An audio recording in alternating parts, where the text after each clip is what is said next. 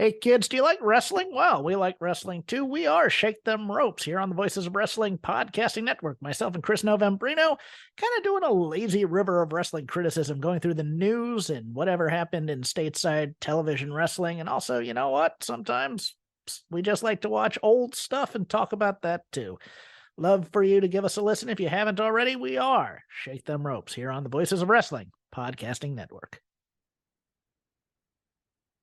This podcast is a member of the Voices of Wrestling Podcasting Network. Visit voicesofwrestling.com to hear the rest of our great podcasts, as well as show reviews, columns, opinions, and updates across the world of wrestling. To the highway in a brand new day. Over the rainbow, gotta let it go. So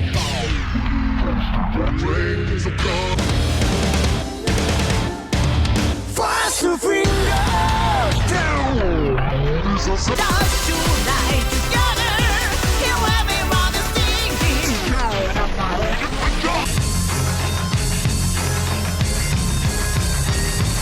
You can't know what your part. Copy from what the show.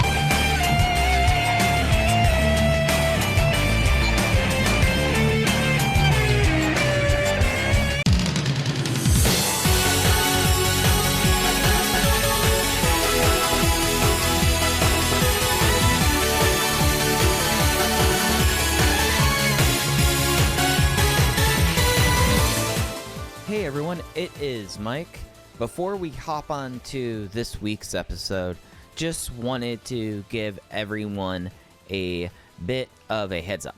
So, while we were recording, we alluded to a rewind and rewatch episode that was going to be recorded after the episode this week, but we ran into the situation where we just really wanted to talk a lot about the career of Eita and Flamita returning to Dragongate, and we felt like that it would be better to just do one big episode about Eita and Flamita and the rewind and rewatch next week versus two cramped episodes. So just disregard that throughout the show. Sorry for building that up and realizing that it was not going to happen afterwards. But anyways, here is this week's show. Hope you all enjoy it.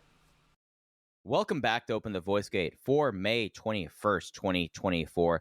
We are members of the Voices of Wrestling Podcast Network. You can find us on the Voices of Wrestling podcast feed or on the Open the Voice Gate podcast feed on all podcast platforms and catchers and YouTube Music, apparently. You can follow us on Twitter at Open Voice Gate, and if you like to donate to the show, click the link in the show notes. It'll take you to our redcircle.com landing site. You click the red box that says sponsor this podcast, and you can set up a one-time or reoccurring donation, no obligation whatsoever. But we would like to thank all of our previous donors. I'm one of your hosts. It's your old pal, Mike Spears. Joining alongside, as always, your other host, Case Low. And Case, did you know that Google Podcasts is going away and they're just rolling it into YouTube Music? Because I've discovered that this week. I knew Google Podcasts was going away. I knew YouTube Music existed because it's what my 61-year-old father uses to listen to music. Oh, so we have someone who actually uses this, because I was talking with Rich yesterday and we did not find a single person that we knew of who used it. Rich, Mike, what if I told you my 61-year-old father uses it and my girlfriend's mom, age undisclosed, also YouTube Music subscriber? You know, I feel like in a way that you're experiencing like a generation gap that I started to like, but my parents like still having like a home phone number. Yeah. A home phone line. Like that kind of thing. Like that's what like YouTube Music is, or someone who like it's not like to that point, but like my generation being the first ones that really cut the cord and then going back home and dealing with like parents and their cable boxes. Yeah. Like, I feel like it's those things. YouTube Music is for people that like the comfort of FM radio, but don't like commercials. And so they've pivoted not to Spotify, not to Apple Music, not to SiriusXM, but to YouTube Music. Yeah, and it's not even using like platforms, apps too. Like, so you're not even like, because I know like iHeart has an app or something like this. You're focusing fully in on this. And odds are, if you're someone who has YouTube Premium or you have anything related to Google's video suite, you probably have YouTube Music, by the way. I am not a YouTube Premium subscriber. I plan to never be, but I'll tell you what, everybody in my life that is a YouTube Premium subscriber, all they do is talk about how awesome it is. Buddy, we don't have time for 15-second weird targeted ads before I'm watching someone talk about an analog pocket modification that they make it so they can play their Wonder Swan games. I can't do that. I don't know what that sentence was, so I guess we don't have time to do that. There will be 2 or 3 people who will go like, "Hey, Mike, I know exactly what you're talking about with that." Not me. No, I don't mind commercials. I'm learning I'm far more commercial tolerant than the average person. It's something where like I feel like like by and large, like the whole entire advertising agency has come game, and just how advertising has changed over like really the last 48 months, to be quite honest. It's become something where now it's just like, oh, did you see like the new bundle that's now Netflix, Apple TV, and I think Disney Plus? Of course. And it's like, oh yeah, those are all the ad revenue ones, because that's just how people are able to tolerate it. Is you either get the people who are going to just completely say like, whatever the rate is, I don't want to see an ad, and I will willing to compromise that for our experience. Or you're going to get someone who's going like, yeah, I just pay $20 a month for those 3 streaming things. I don't care about ads. That's perfectly fine for me. It's like they figured it out in a weird way. Let me ask you a question that has nothing to do with Dragongate. We're going to talk about Eita. We're going to talk about Flamita. We're going to talk about a bunch of new stuff. 2 episodes this week, because we're going to do a rewind and rewatch also. That'll be in your feeds later this week. But let me ask you a question that has nothing to do with anything. But we kind of were talking about this in the Voices of Wrestling Slack a few days ago, and then I was talking to somebody about it today at work. Caitlin Clark notwithstanding, because I think she qualifies, but I want to figure out who it is before her. Who is the last famous person in American pop culture? Who became famous most recently that wasn't Caitlin Clark? Oh gosh, like right before Caitlin Clark. So, geez, we're having to go back to like January at this point. But like can pass a mom test level of famous. I'm talking about like a celebrity that everybody has facial recognition of. You see, that's difficult, though, because like we have just like now entered this point where a Caitlin Clark, at least within the United States, is kind of like a singular person that goes to like all 4 demographics. Like my fiance works as a nanny. Her kids know who Caitlin Clark is. Yes. And it's something where like before Caitlin Clark, it would be very hard to find someone who's like all 4 quadrants. You're really talking about like, oh, Taylor Swift reaching another level of like renowned, if we're talking about like that kind of popularity across all 4 quadrants. Yeah, this is my point. And you know, I deal with this for a living in terms of nobody being famous anymore. But the Scotty Scheffler situation last week at the PGA Open. Yeah, absolutely. Where it's like, oh, that's the #1 golfer in the world. He got arrested on a weird traffic crime. And I was trying to like talk to my girlfriend and ask her like, hey, like, do you know who this is? Have you heard about this? And she's like, no, I have no idea what you're talking about. And that just seems, it would be unfathomable 15 years ago. Because I started thinking about like all the X Games guys of the early 2000s and how weirdly famous Dave Mira became. Dave Mira, Travis Pastrana, Brian Deegan, like maybe a little older Matt Hoffman. Oh, 100%. Bob Berquist. People yes, like exactly. Like there were like general knowledge Americans, Joe the plumber types who were like, oh yes, Bucky Lasik, the professional skateboarder. Yeah, and that doesn't exist, and it's so like weird. Rune Glifberg. Yeah, Rune Glifberg, exactly. Like I'm just naming people from Tony Hawk Pro Skater 2, by the way. But that was it had 4 quadrant reach. You know, everybody played those games. It's why it's like video game soundtracks are a crazy thing, because you think about how many bands became something because they were on a Tony Hawk soundtrack or a Madden soundtrack or even an NHL soundtrack. And like on the MLB The Show game this year, some of my favorite bands are on that game, and I guarantee them it has not changed their fame or notoriety in the slightest. Yeah, I mean, like, they're especially talking about, like, peak action sports games. Mm-hmm. Like, people that, like, at a time that like, people could quit their day jobs, because their song got picked up, and they're like, oh, yeah, Now, like, we're getting royalties, like actual royalties off that thing. And it's just something where, like, I couldn't tell you, okay, so as you got me into the show this year, I could not tell you one song on that game, because I always would, like, load it up and then pop in an AirPod and listen to, like, a sports podcast or a wrestling podcast or a history of course. thing. Yeah, no, it goes like Joe Lanza said in the Slack, and it really, I mean, I deal with this on a daily basis, but just him just flat out saying nobody is famous anymore kind of shook me to my core. And it's why, like, look, Scotty Scheffler lives in Dallas Fort Worth, basically grew up in Dallas Fort Worth. Him and, like, Corey Seager, two of the most successful athletes in this area, they probably go to the grocery market completely undisturbed. Like, that's like what celebrity has done, is like the World Series champion and the PGA or not even PGA, golf's by acclamation #1 player in the world by a good margin. They just go on living their life. Like, you know what happened when Scotty won the last Masters? He went to a dive bar in Lower Greenville and got, like, a round of drinks, did not get out until after he left the bar. That's insane, because, like, we're dealing with this right now in Chicago. He was wearing the green jacket too. Wow, that's crazy. See, I didn't even hear that. That feels like it would be such a massive thing if it happened 20 years ago. But, like, in Chicago right now, the Shota Imanaga thing, where he's got the lowest ERA through 9 starts since ERA has been recorded, which goes back 100 years.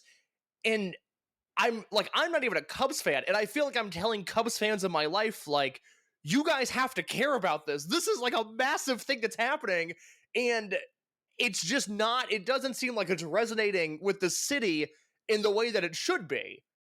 Yeah, and that's something where, like, how much of that also is the fact that Imanaga is Japanese and all of that, and the overall issue with baseball and having any sort of star power. Yeah, it's wild. I mean, to come full circle, like, I do morning radio for a living, which some would argue is an antiquated form of entertainment, but I look at the Monday after the Super Bowl. To me, that is the most important broadcast we do all year, because it's the one thing that universally everybody still knows what happened. Halftime show, commercials, the game itself. It is undoubtedly mass appeal, and it's really the only thing we have that I can think of that exists on that level still. Yeah, so there's actually, before we get into our own podcast, there's actually another podcast that talks about this. I think we've talked about this before. It's Pablo Torre, John Skipper, and David Sampson. And they talk about sports business. And it's something that, as someone who, like, we kind of, like, cover wrestling, and that's in sports media, like, they talk about it. And John Skipper, former head of ESPN, like, the person that, if you want to talk about, like, brought ESPN to the heights of its power, it is this one guy. Yeah, this one guy. And it's like, oh yeah, that's because you have the Super Bowl, you have maybe the Olympics, if the Olympics are in a good time zone for it, and you have the Academy Awards. Those are the only, like, cultural moments we have now, unless something insane happens with politics. Yeah, like, and in my business, it's like, you can't touch the politics thing unless it's, like, a really weird, funny, apolitical thing also, Yeah, so yeah. You lose out on that. It has to be something like the Dallas mayor, like, completely, like, not reading the room and badgering the Denver mayor about a belt buckle bet when the Denver mayor's mother passed away, like, the day of the Stars beating the Avalanche. It's something like that. Like, that's the kind of politics you're able to do. Exactly. Like, in Illinois, there's a town called Dalton, and the most corrupt mayor in America is running that town right now, and that one is so over the top, it really feels like Parks and Rec. So where it's like, we can dive into that because everybody is on the same page. Like, this woman is a problem, she's bad for this town. But election season coming up, like, that's going to be a mass cultural event, unfortunately, and you lose out on that as well. But it just, I don't know. Nobody's famous anymore. It's really weird. Nothing matters. Advertising. This is how we got started on this, was the advertising conversation. And it's like, I don't know, like, kids don't watch commercials anymore. So I don't know how toys are marketed to them. Then again, I don't know if they play with toys anymore. They might just play with iPads. Yeah, I guess YouTubers. It's just, I don't know.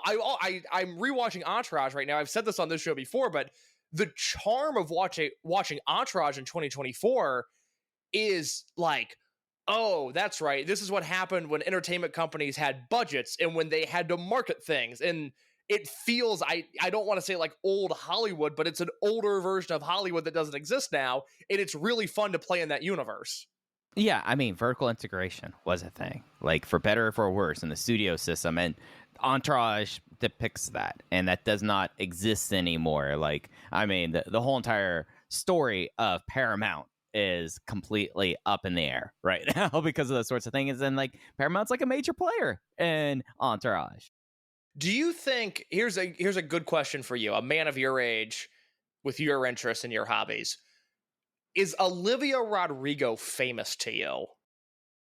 So here is the thing. I will put my cards on the table. I'm a cishet male, 38, engaged. If it was not for like random like clips that might have been like auto played or just seeing like stuff showing up in my RSS feed, yes, I still have an RSS feed. I'm almost 40. I would not know who Olivia Rodrigo is, or other than the fact that my fiance, she is a couple years younger than I am and still is in tune with popular culture because of her job. Do you know who Sabrina Carpenter is? Yes, because I love Blinds and they talk about her and Barry Keoghan all the time. Okay. I love gossip. I love trash. Why do you think I like wrestling so much? Fair enough. Okay, final question, because I'm just curious by the lack of pop stars there are now. Do you know who Tate McRae is? Yes, I know who she is. Okay, that surprises me. Because she did a NHL like big game that the Dallas Stars were involved with. Okay.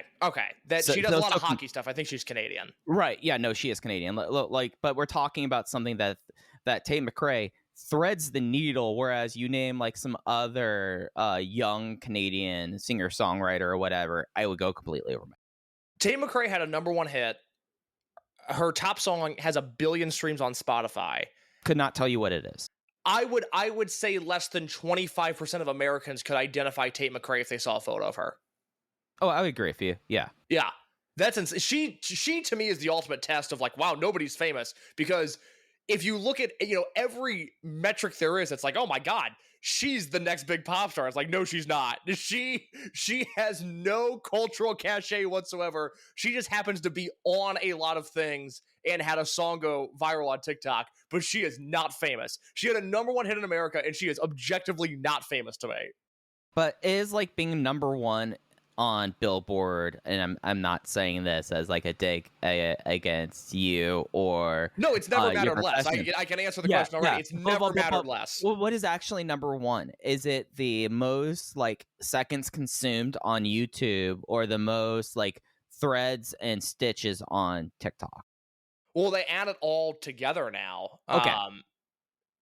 Because I think TikTok just got added to some sort of combination to factor in the Billboard charts, but they've had YouTube views factored in for about a decade now, and then there's streams. #1 song in the country right now, "I Had Some Help" by Post Malone featuring Morgan Wallen. Have you heard this song?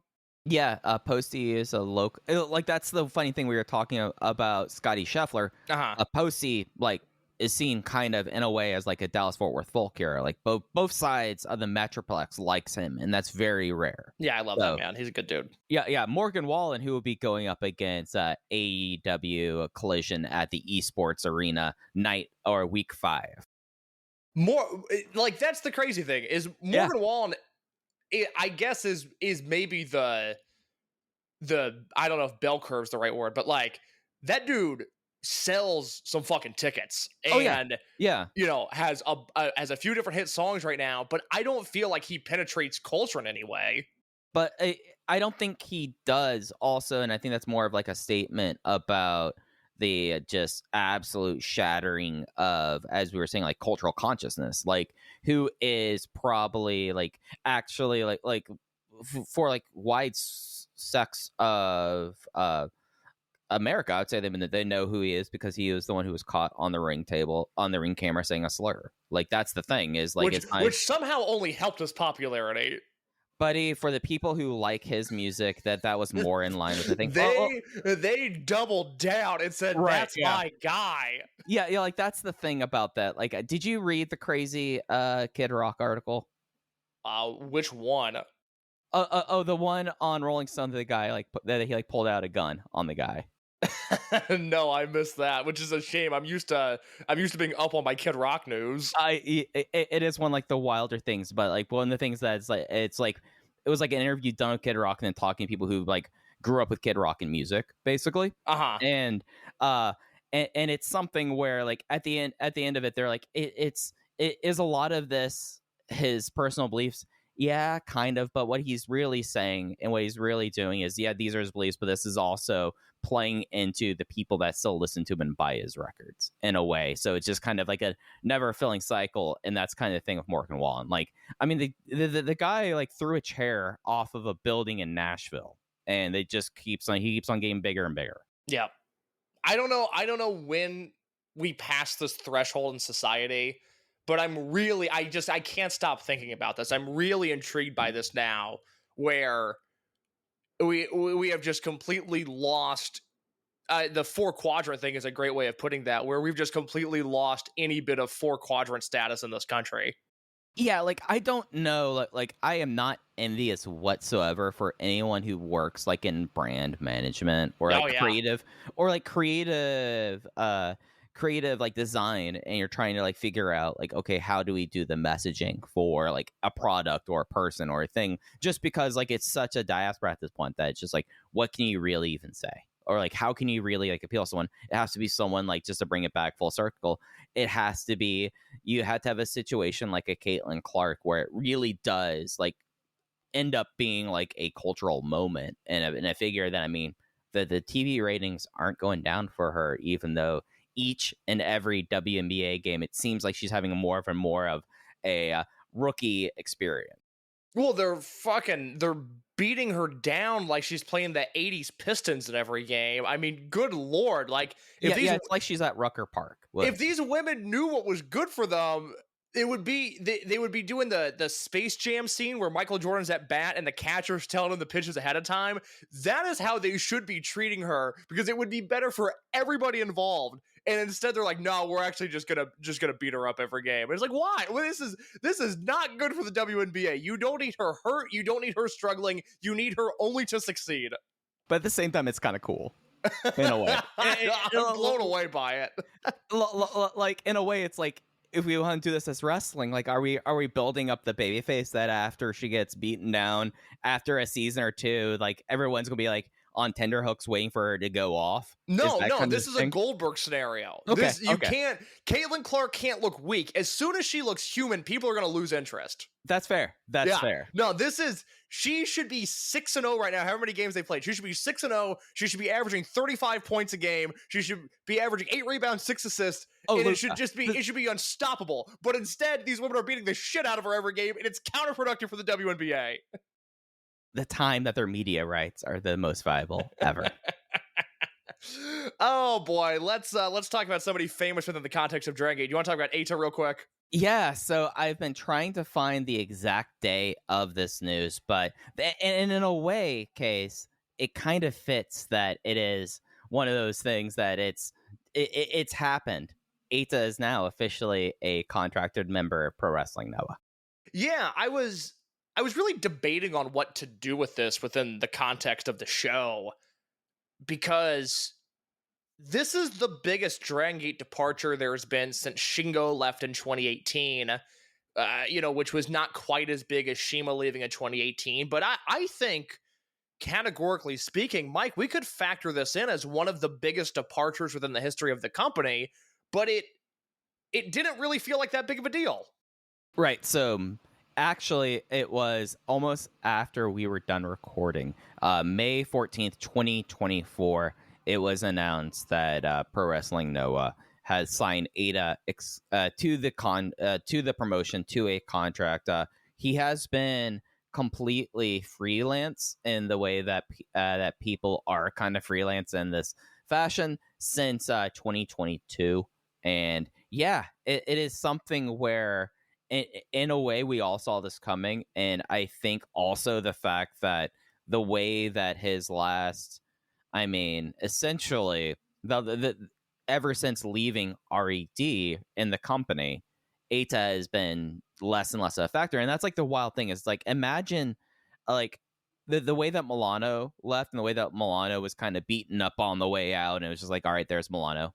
In a way, the passage of time did that with Eita. I feel like. I think that's a great comp. I was looking for a historical comp, and I think the exit of Milano is probably the closest that we can point to with Eita. It's a strange thing, and I talked to somebody in the know about this over the weekend, and their point was, and they used this exact term, which was that it seemed like this was the plan, that the canonical ending of Eita's Dragongate career is the Dreamgate match with Yoshioka in 2022, and that was right off the heels of Doi announcing he was going freelance, and 2022 was the chaotic year with Ishida leaving and the Noah guys coming in and being more involved, and we didn't know at the time Akuda, Kenta and Takuma beginning their debaucherous ways in Mexico.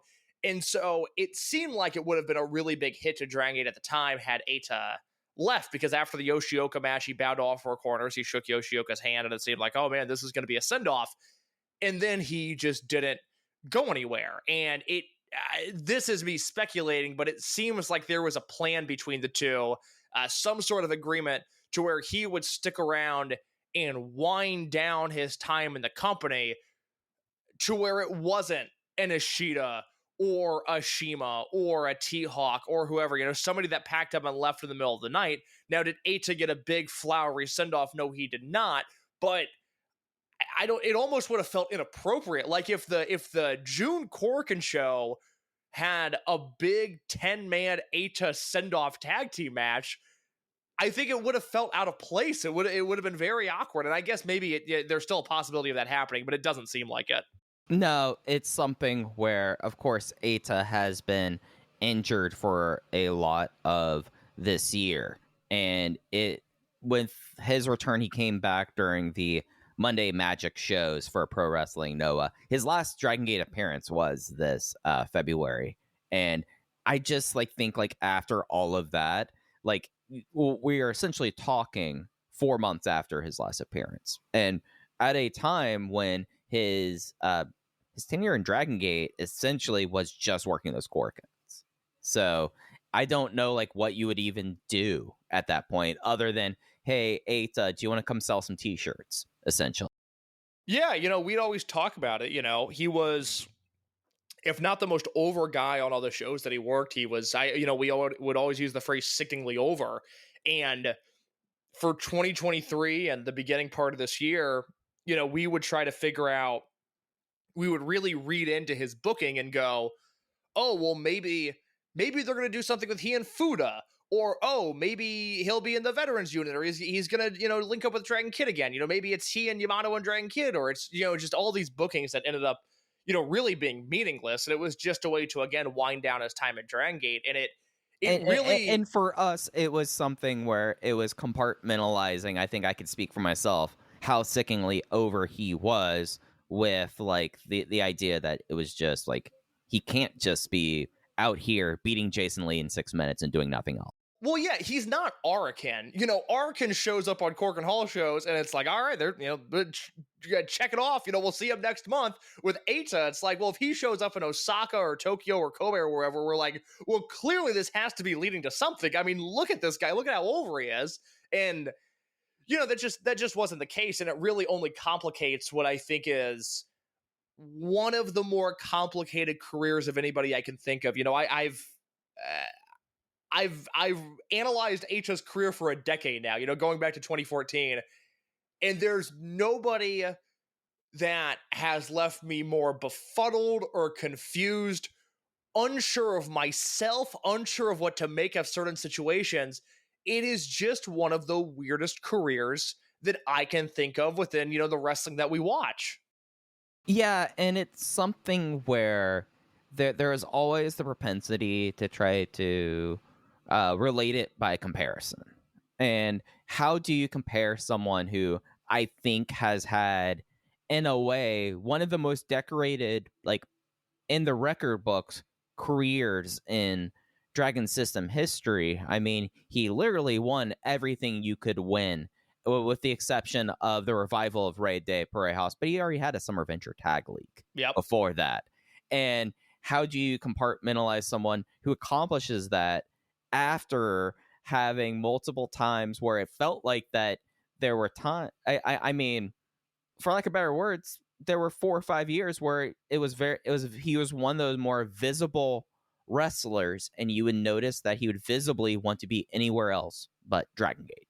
And how do you like put a comparison to someone who comes back from Mexico and comes back in such a way that feels like such an immediate presence, and then it doesn't take all the way? Like all of these things, you combine that into one person, and there's really no point of comparison. He just is this weird outlier of a career that in some of the ways it's both frustrating, and but at the same time, like when it turned on for Eita, it was one of the more like in a way like beautiful complete packages of wrestling, especially during the peaks of his career in Dragon Gate, were provided by Eita. And then you would see the most frustrating things and you'd be like, oh, that's Eita. Like and no one had more of a possibility to go to the top end or to the bottom end like this guy, maybe perhaps the whole entire 25 years of the Dragons.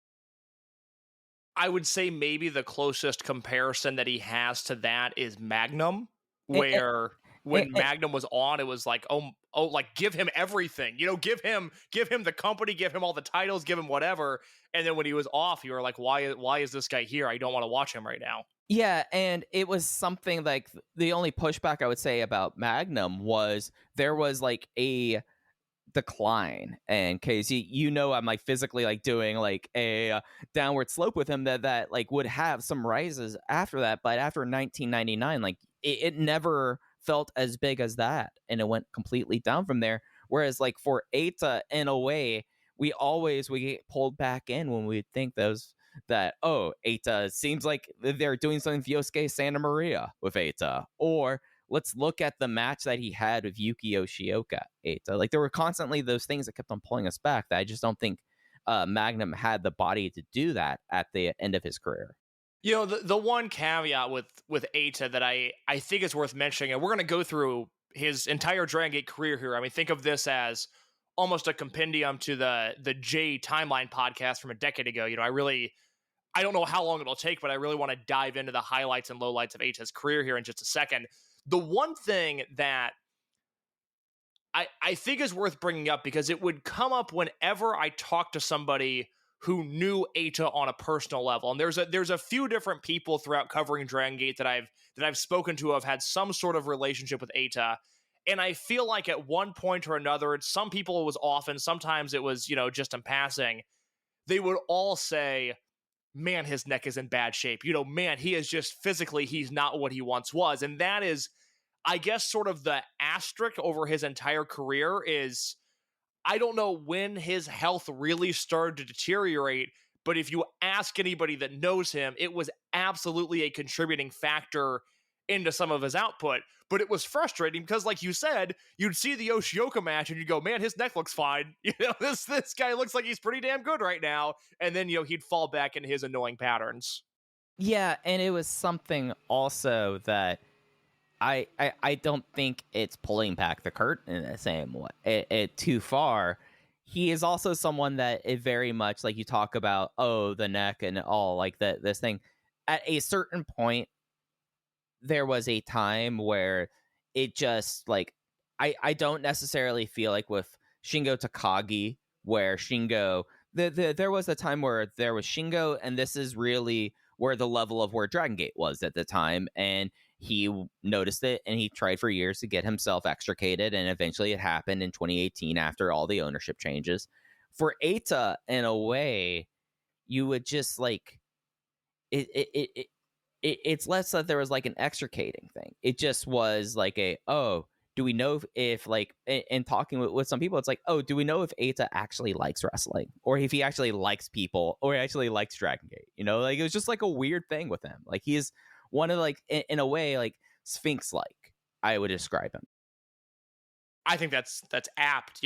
Let's dive into his career.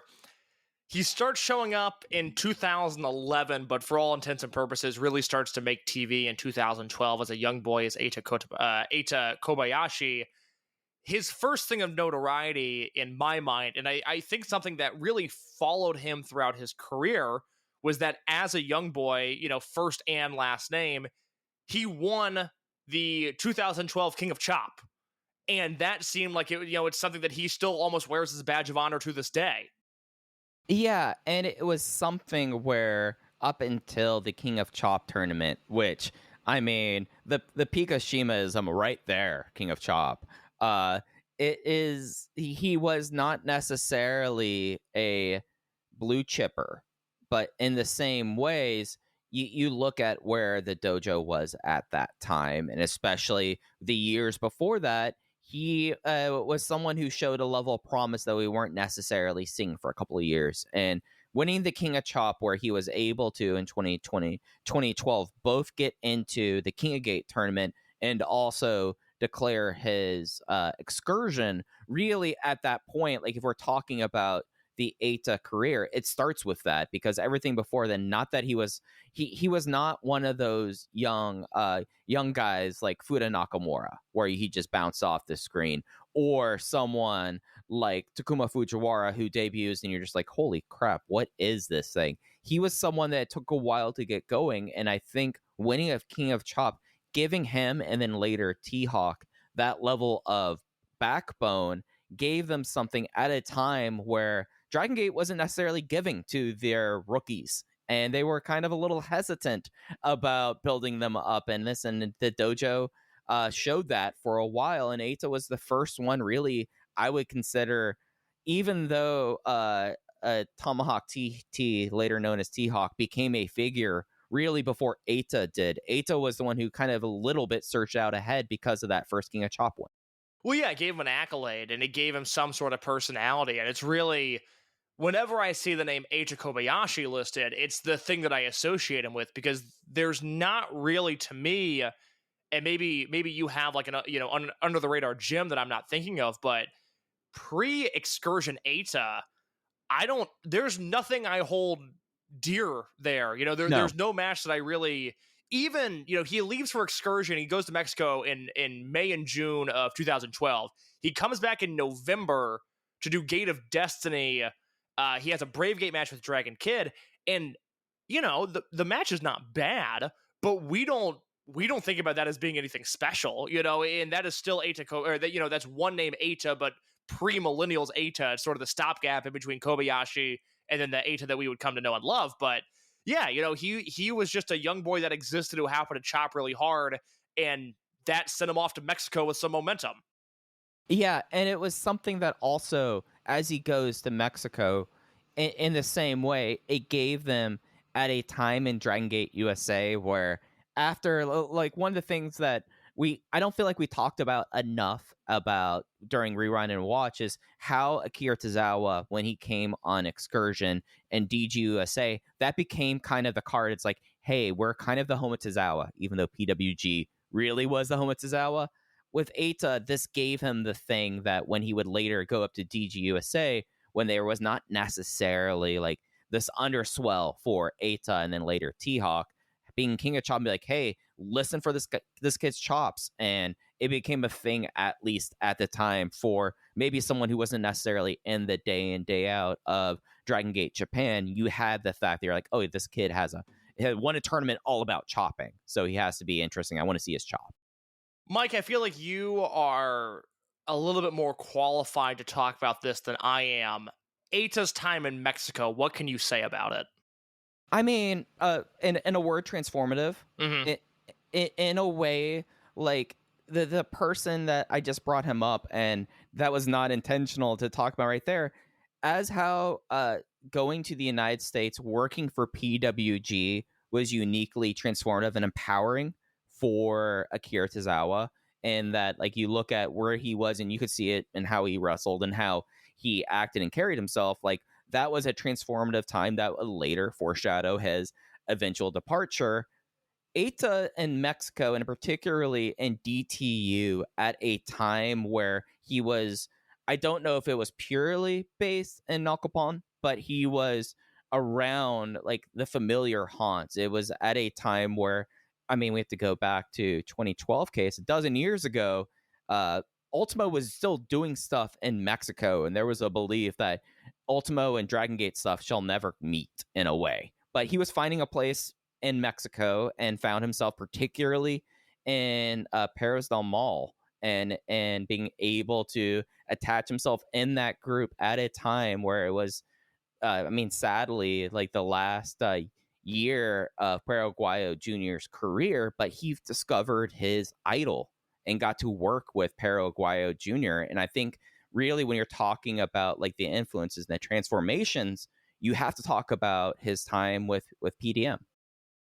Whether you talk to somebody associated with the Japan side or you talk to somebody associated with the Mexican side, by all accounts, Eita loved Mexico. He loved working there. You're exactly right. And I never really thought about it like that before. But, you know, IWRG and DTU and his time with Perosito, that was his equivalent of Tozawa and PWG. That's such an astute point. I never really thought about it like that. And, you know, when you watch Eita at his peak, it feels like he's doing a true hybrid of Japanese wrestling and Mexican wrestling, almost in the way that Toryumon was initially envisioned. And when you watch him slumming it up, you can't help but feel like, man, this guy, he just seems like he'd so much rather be doing this in Nakapon than in Kobe. And that always was kind of the thing up until 2016 that was said about Eita was, oh, he's always like talking about this. And there was like a time, at least with like social media, where it's like, oh, Eita's posting on Facebook about wanting to go back to Mexico again. Like there was a time where like the yearning and like that was just so, I don't want to say overwhelming for him, but I mean, it was something like where the company he came back to did not have as much in common with Mexico as it would in 2019, 2020, today, in a way. So in a lot of ways, like he found a place that he fit. And I think that maybe if we assume that they allow him to do more of a Parasito style millennials, maybe things ends up a little different, but it becomes so affecting that he essentially is attached to it for the next 8 years of his career. I want to mention real quick before we go to the millennials portion of his career. Like you mentioned, he does a little bit of Dragongate USA. Notably, he shows up at the East Coast Triple Shot at the end of 2012. This is when the hurricane had just decimated that part of the country, and they had Eita on those shows, and Shima and Saito, and that was the weekend that they tried to woo ACH into Dragongate USA, and it did not work. So, you know, he wrestles Gargano, he wrestles ACH, and he wrestles John Davis on that weekend. He comes back WrestleMania weekend 2013. He did the West Coast Triple Shot at the start of 2013. That stuff was just okay. But he and T-Hawk together do WrestleMania weekend 2013 in New Jersey, same weekend as Gargano, Shingo, and Shingo Tozawa. And when we reviewed this show, and I just listened back to some of this audio, you know, Eita and Tomahawk TT versus the Super Smash Brothers is one of the best matches of that entire weekend. And it really felt at that time, when you look at that indie scene where you would have had the Super Smash Brothers and you had the Young Bucks, and you would have had, you know, like the Eddie Edwards, Roderick Strong PWG tag team and some stuff like that. There was talent there. And if they just would have spent a little bit more time in the States, if they would have done like a PWG shot around this time, which to me, this was the absolute peak of PWG, I think their careers might have been forever altered because of it, because it became very clear with the work they did WrestleMania weekend and with the work they did that summer with the Evolve shows they worked and then the final Dragongate USA shows that they worked, that they could get over in America. Yeah, and it's something where, like, in PWG, especially in 2013, with the way that those two have always kind of worked and how millennials kind of were based around, like, bad spoiler, folks. We'll be talking a lot more about millennials in an episode coming out later this week. I think you transport that act and you put it in Reseda, And at the very least, like the one thing about like the first frustrating thing about Eita's career is the fact that Eita, like, you could have put him in a lot of places and the chop would have been the tip of the spear in him getting over in it. And I think without a doubt, those T&E and Reseda would have made perfect sense. Yeah, I mean, you put them against, Samurai Del Sol and AR Fox, or again, Eddie Edwards and Roderick Strong, or even Trent and Chuck Taylor at that point in time. Just one match, and I think, at that point, with the cultural cachet that PWG had within the wrestling world, which is pre-Bola Boom, but still PWG mattering and meaning something, I would argue it meant more at that point because it was the ultimate seal of approval. And this was the time of who was the first person that really got PWG on the map in that way. Like, you're still dealing like in the post-Tozawa era there, right before Matt Rushmore too. So yeah, like, we're watching. It just was not the super like Dave show that it would become in 2015. No, but if T-Hawk and Eita had showed up there, Mike, for a fact, we would, if they had worked one PWG show during that era, we would get hit with the question all the time of like, oh, whatever happened to those guys? They were really good. It almost could have taken on a life of its own, akin to like a Blood Generation Doofix, where people go, oh yeah, I really like that. It's a shame I never watched them again. And I think T-Hawk and Eita could have been a very, very similar story had they worked PWG at that point. Oh yeah, and especially given their gear that they would have, like people be like, "What happened to that guy with the crazy hoodie? Oh, yeah. And the weird haircut. Oh yeah, that was T-Hawk. I would have bought that hoodie off of him." By the way, okay. That's so funny you mentioned the hoodie because we're gonna do Rewind and Rewatch Dead or Alive 2014 this week. That'll be in your podcast feed a few days after this comes out. I've been rewatching a ton of 2014 stuff, and one of my notes is like, that hoodie. That makes him look like a sketchy teenager, like a gas station loiterer skateboard type. team. Yeah, skateboard team. That's what I mean by sketchy teenager. Like, I really forgot he used to wear that every match. Yeah, and at the same time, it would have been like, oh man, that I imagine that hoodie by the end of it just looked awful. You know, like imagine like washing that thing with like all the body spray. Yeah, because it was a white hoodie. Yeah. Oh gosh, yeah. That's super funny. So after a year in Mexico, August 30th, 2013, the Millennials land in Japan. This was Eita, this was Tomahawk TT, who was renamed to T-Hawk, and this was Yuta Tanaka, who was supposed to debut at the start of 2013, but the night before his debut match fled to Mexico to train with Eita and T-Hawk. He would later be known as UT. They debut Kobe Sambo Hall, August 30th, 2013. A pretty, I would say, historic moment within the history of Dragongate, because the thing with the Millennials is they debut and they hit the ground running. Yeah, it was something where I hate to always kind of do this, but they had such a momentum with guys coming back on excursion because of how successful Tozawa was, that the way they first premiered them with the video talking about like, oh, we are now we are now practicing the real lucha libre. We also have to think at this time, it had been a while since there was like a real lucha libre basis for Dragongate. Like that was one of those things that even though like KZ going to Arena Mexico and training in Mexico, it was something where like this was a promotion very strongly in Shima's vision at that time. And with Shima, he would always veered north of the border versus south, or where he kind of saw as the future of wrestling. So it kind of was a return to tradition at a time where this company was not acknowledging it. Yeah, no, it's really the first bit of true lucha influence that Dragongate itself has had, because again, you can, maybe contribute KZ to that a little bit, but as we'll talk about during Rewind and Rewatch, 2013, 2014 KZ, not exactly a superstar. And right, so, yeah. The Millennials come in and they immediately dominate. September of that year was the Summer Adventure Tag League. They win the Summer Adventure Tag League, which, also crowned them interim Open, the Twin Gate champions. They beat BB Hulk and Yamato of the finals of that tournament. They beat Dragon Kid and Kness at Gate of Destiny that year, this being Eita and T-Hawk, to confirm their reign as Twin Gate champions. And we see, immediately, both in the tag division with them, with he and T-Hawk, and then also in the Dragongate division with Flamita and with UT, like, hey, these guys are here to win. Their tagline, during the run of the millennials was that they were waging war against anybody born before 1990. And it was a successful gimmick because they were winning all the time. It wasn't a deal where they would say this and then get jobbed out by Shima and lose to Doi and lose to Yoshino. They weren't undefeated, but especially in big matches, they won a lot, and they won a lot quickly.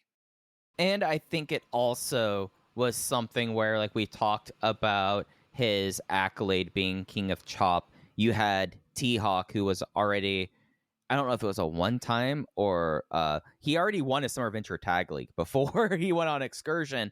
And so you had these guys coming in already at a higher station to begin with, I feel like. And then from there, it's something that it's not for the lack of booking why millennials came into the problems when millennials took the step back, when millennials were no longer the new shiny toy in the toy box. Yeah, we'll talk about this more when we do Dead or Alive 2014. I'm still higher on the millennials as a whole than you are, but there are issues there, and those issues were caused later. But for the first half of 2014, they are not only the Twin Gate champions, but with UT, they're the Triangle Gate champions as well. They lose those Triangle Gate belts to Mad Blanky in June of 2014, and that paves the way for Eita and T-Hawk. I'm sorry, they're not Twin Gate champions, as Shingo and Tozawa are, but that paves the way, losing the Triangle Gate belts, for Eita and T-Hawk versus Shingo and Tozawa from Kobe World 2014. The entire build to that, like, I think people realize by this point that is one of the better Twin Gate matches in company history.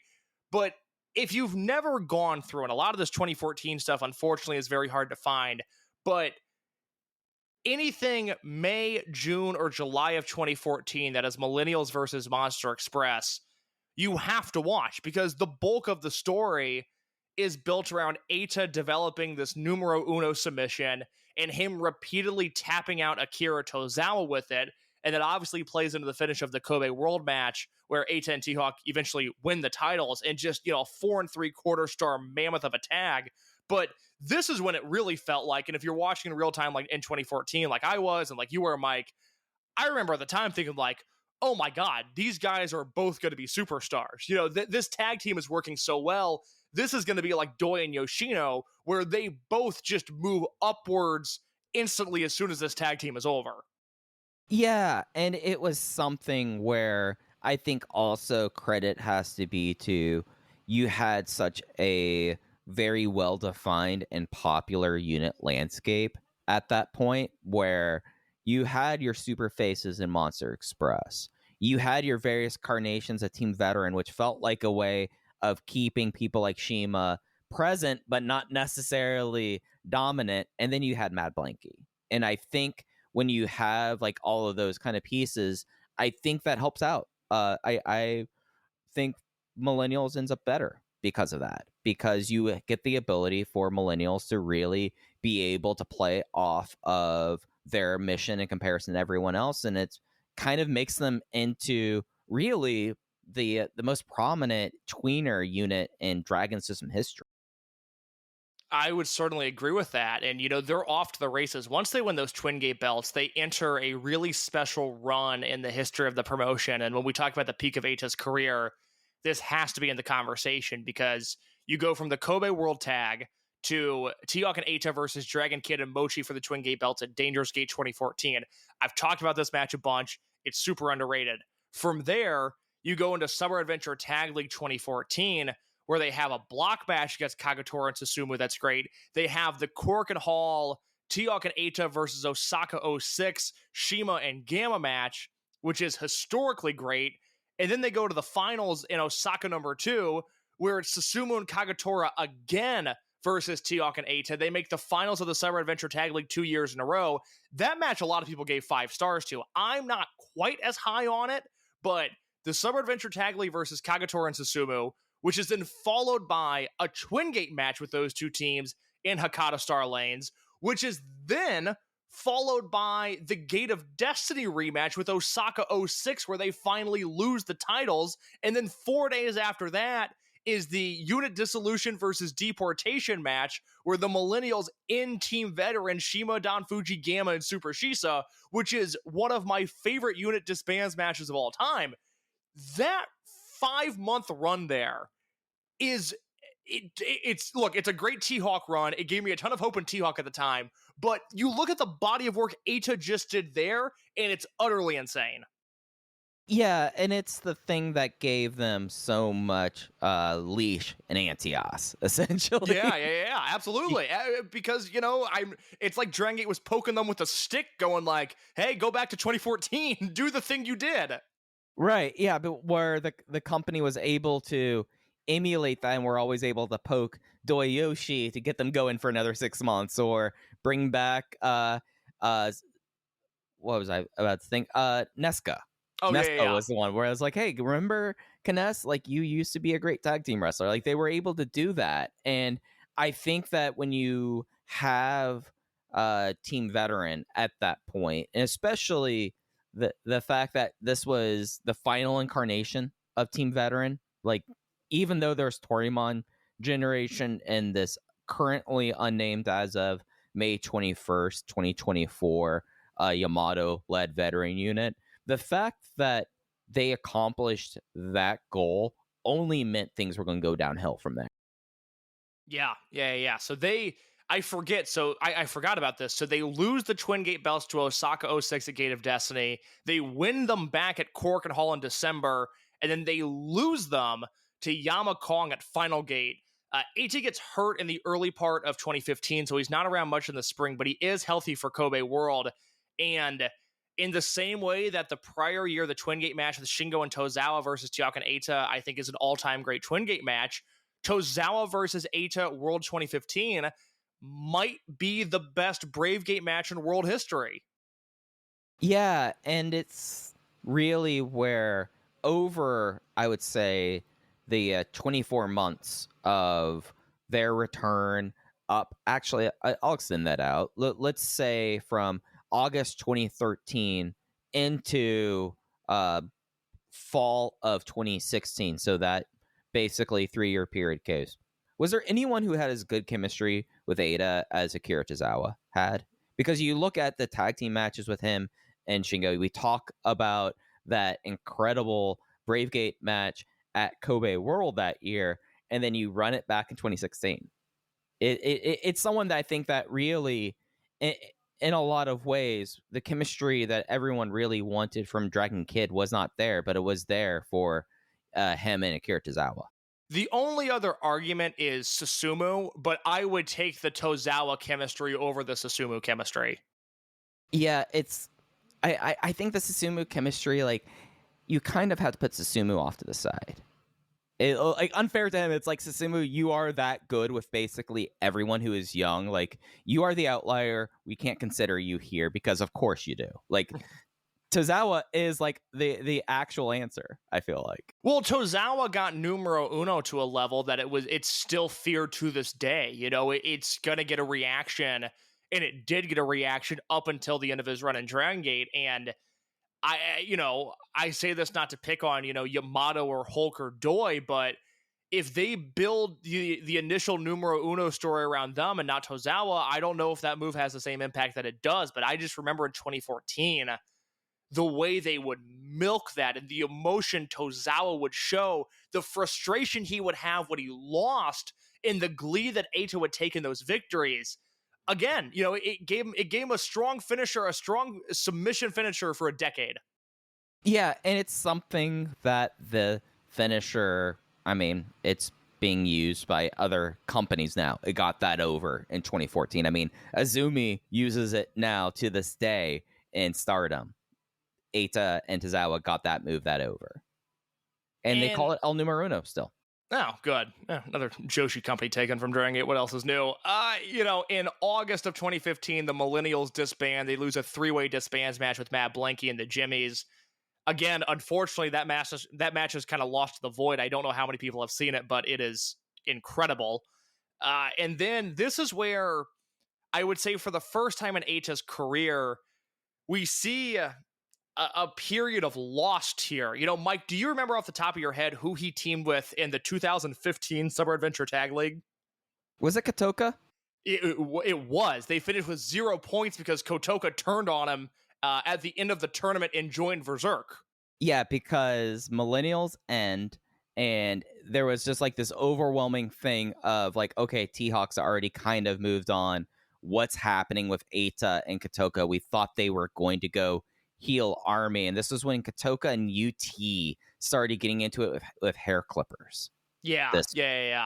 And so, you know, I don't know if a lot of people realize this, but Eita in the original construction of Berserk, so we're talking August, September 2015 here, it looked like he was going to be one of the original members of Berserk. He in essence joins the unit, and then about 2 weeks later, they turn on him and really job him out and do Eita dirty to some degree. I think it took him a very long time to recover from the bait and switch of Berserk, and that was his first real major step back.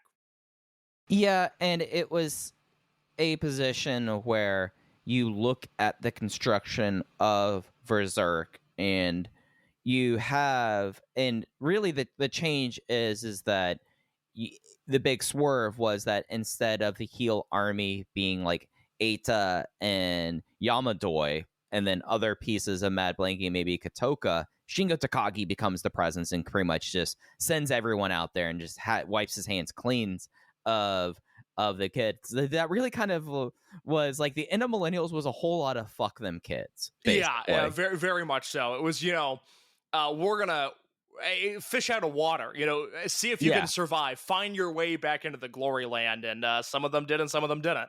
And for Kotoka, not for Kotoka, and for Eita, it was really until later that fall, and it took a while this was going. It was Over Generation and how Dragon Kid got his groove back, trying to become his maestro, really was the thing that kind of put him back on it as 2015 turned to 2016. Yeah, so this is where Over Generation comes into play, is the end of 2015. And it's, you know, it's a unit that at that point, you know, it's Shima and Dragon Kid. There's a lot of focus on Ishida and Yamamura, who are at this point newer and shinier than Eita is, you know, a little bit less damage. Yeah, you know, Gamma's there, gumming up the works.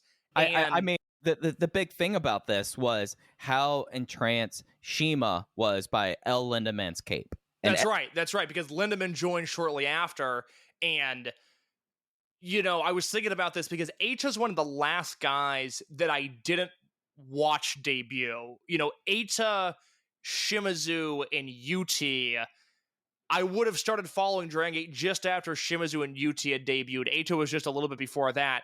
Lindemann's my first rookie that I watched in real time. I've seen his entire career. In 2016, at the start of that year, if you would have asked me, hey, who has the higher ceiling, Eita or Lindemann, the answer was without a doubt El Lindemann. Yeah, and it was something where how down bad was Eita at this point? Well, Eita was so down bad that when we talk about how Over Generation had capes, this was all because El Lindemann had like his very like Prince-like cape and all of that. Eita had the most low effort, just all of the pleather and the most reflective fabric they had left around, and it had like dinosaur horns on it, and I started calling him the trash bag dinosaur for about a good year and a half because it was that deflating to deal with the guy. Yeah, you know, you look at his cage match and everything post Millennials through May of 2016, there's no title matches. There's really no memorable matches. You know, the thing that I remember most is him getting kicked out of Berserk days after joining it. And then you get a Twin Gate match with he and Dragon Kid versus Shimizu and T-Hawk at Dead or Alive 2016. I love that show. In this moment in time, I don't have super strong memories of this. Do you, Mike? No, I really don't. Like, really, if we're talking about 2016 with Eita, the first really remarkable thing he starts doing was not in Dragon Gate whatsoever. Well, okay, so my review. Okay, so I gave this match 4.25 stars. So I'm looking at my review right now. It's clearly very good, but I don't remember it. That's fair. I don't remember it. And then everything changes. And this is really, it's important to not only go over this run, it's important to contextualize it, which is King of Gate 2016, Tozawa versus Eita, 20-minute draw in Cork and Hall in May. Eita versus Susumu, June, Cork and Hall. King of Gate B block decision match in Hakata Star Lanes. Tozawa versus Eita. They do the rematch to decide the winner of that brawl. July 20th, Eita versus Jushin Thunder Liger Super J Cup. July 24th, Eita defeats Yosuke Santa Maria, becomes Open the Brave Gate champion. If you were not there at the time, it is hard to explain the buzz and fervor surrounding Eita after the Tozawa match in May, but then after the Susumu match in June especially, it was a totally different ballgame, and everybody was fantasy booking Eita not only as Brave Gate champion, but how can we get this guy to the Dream Gate belt? And this is really what I think of this run, this 2-month run here. For as much as I enjoyed 2014 with T-Hawk, this right here, Tozawa to Maria, is the peak of Eita's career. Yeah, and it is a real testament to how they heated him up, and at the very least, whatever disconnect that existed from fall 2015 up until the summer of 2016, it got erased, it got dealt with. Everyone was on the same page, and the thing that really stands out to me in this run is just the givingness of Tozawa and Susumu in this.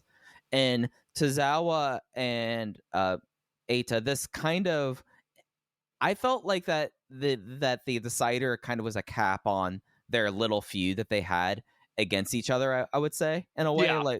Like that one was like, okay, that was Tozawa finally kind of figured it out, got his way, that was not dealing with the El Numero Uno, was dealing with the fact that Eita was just doing crazy stuff like the apocalypses, salamanders off the top ropes, just trying to find ways to destroy everyone. And this was the time period that Eita got his groove back. And really, at a point, I mean, we talked about the Super J Cup.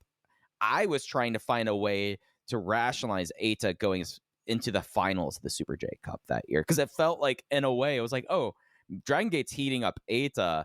Now he's in Super J Cup. We don't think he's going to win, but man, they've heated him up to such a level. How far is he going to go? Sadly, it was a very fun match with Jushin Thunder Liger, and that was it.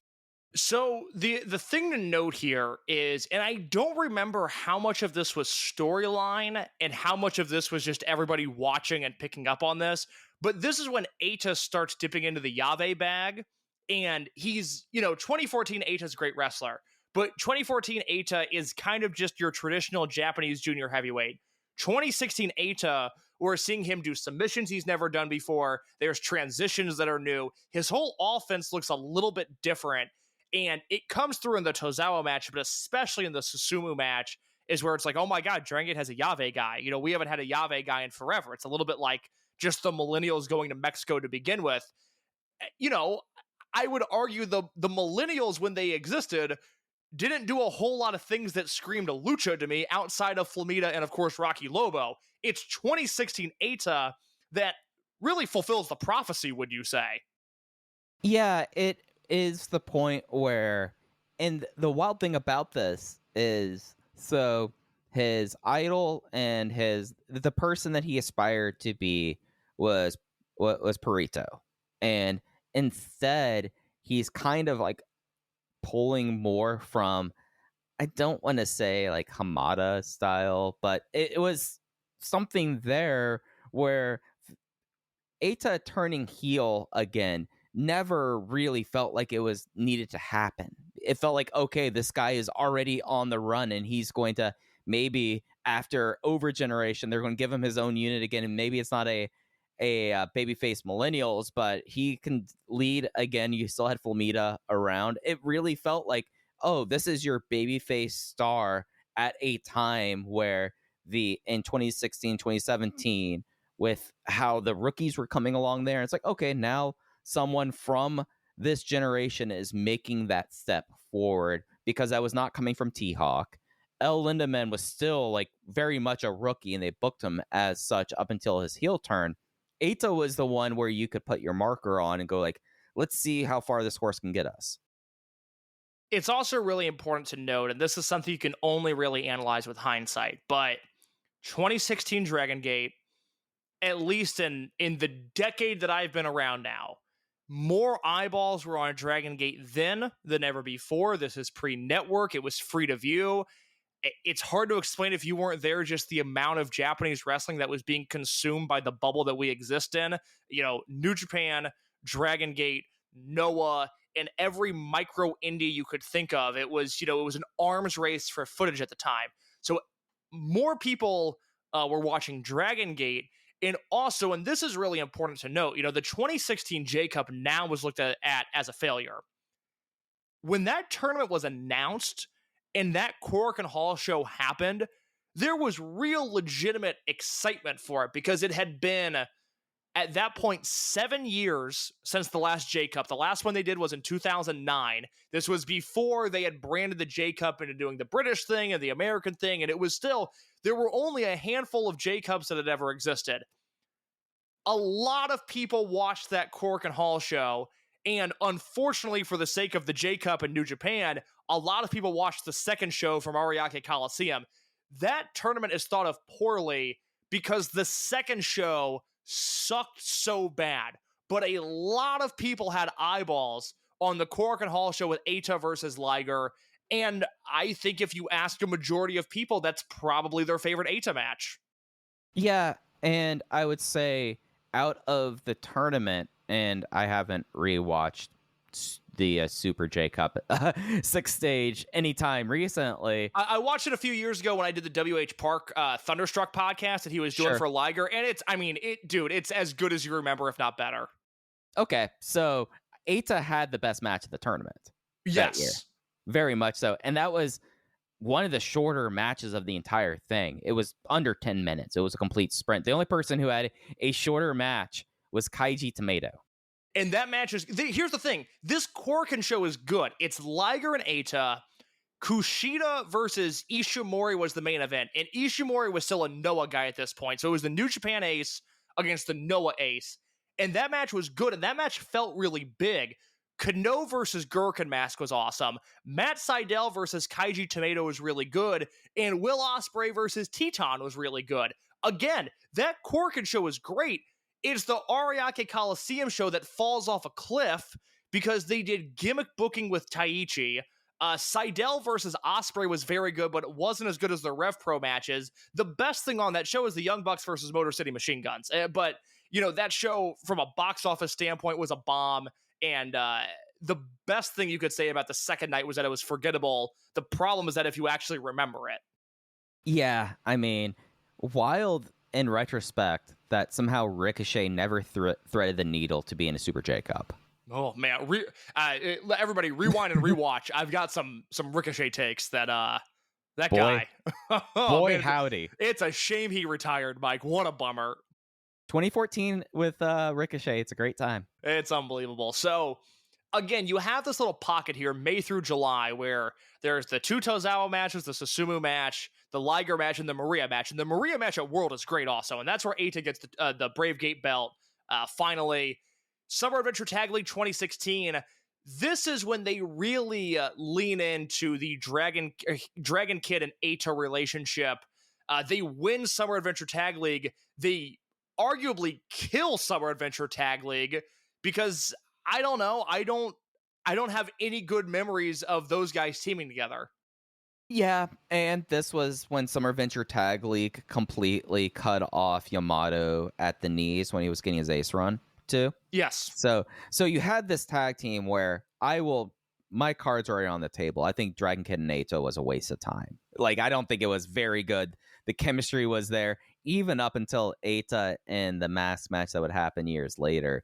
You had all of this happen, and this was just like seen as like, oh, now Eita's moving over to do the tag team and maybe we're going to eventually see his next step. He's going to move on. He's going to evolve here. And it just was not that. It was not. So, by this point, he's got the Summer Adventure Tag League win with Dragon Kid. He's the Bravegate champion. He holds that Bravegate belt all the way through March. He actually loses it via DQ and has to vacate the belt, and then loses a decision match to El Lindemann later on, because by this point, Lindemann had turned heel.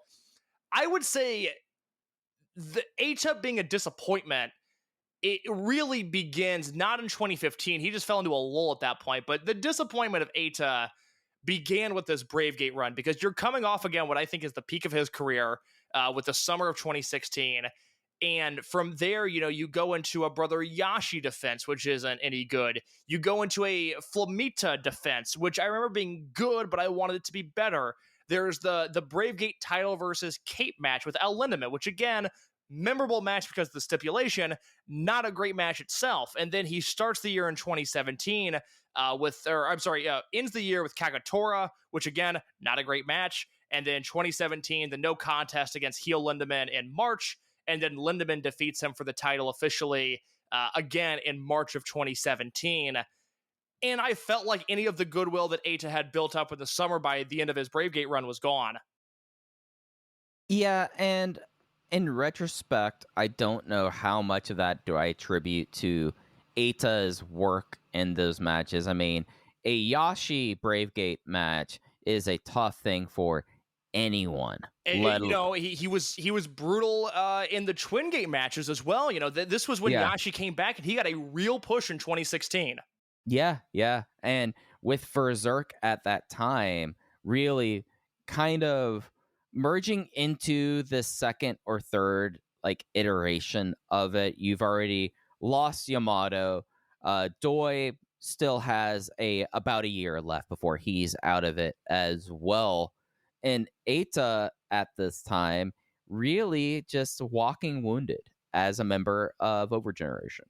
As champion, it just did not really you did not have the opponents Flamita naturally is one of those, but it was not like he was getting up against Genki Horiguchi at that time. It was not like Takahiro Yamamura, Kaito Ishida were anywhere close to that kind of position there. I don't know if it was the fact that there was just Tozawa was not going to go back to that division at that point. He did his big run, and little did we know that he would soon be on the way out. Actually, he was already kind of on the way out.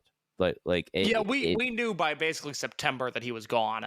Yeah. So you just did not have a lot of people really at the offing for him to have these great matches with. So that's why you end up having two different defenses against El Lindemann at that point. And this is, my point in the larger context of Dragon Gate is, hey, Yamato versus Shingo at 2016 World is the end of an era. And you start to see things that just don't click in the same way that, hey, maybe if they happened in 2014 or 2015, there would have been that Dragon Gate magic, that peak Dragon Gate magic. It's gone at the end of 2016. It just is. And so, you roll into 2017 and Eita gets a pretty strong push in King of the Gate that year. He beats Dragon Kid. He beats Don Fuji. He goes to a draw against Shimizu and then beats Kness, which leads him to the semifinals of King of Gate 2017. At this point, you're still dealing with Overgeneration Eita, and now you're dealing with Berserk era T-Hawk. And this will be a double negative. I can't think of a less memorable match that should have really mattered within the context of Dragon Gate than King of Gate 2017 semifinals T-Hawk versus Eita. Well, it was the last time they tried with T-Hawk. Yes, and this is where I'm as big of a 2014, 2015 T-Hawk defender as you will find. 2017 T-Hawk is just awful. Yeah, and you had this moment where 2017 was basically Shima begging T-Hawk to get with it at that point. So you had this pretty dead final, and it just did not pretend for a good we should have known in 2017 that 2018 was going to be an MFer. Yeah.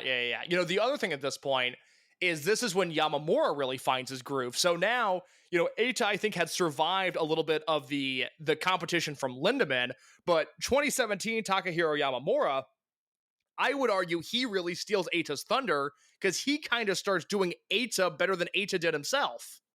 And he was flying and he didn't have the neck issues and he was much younger.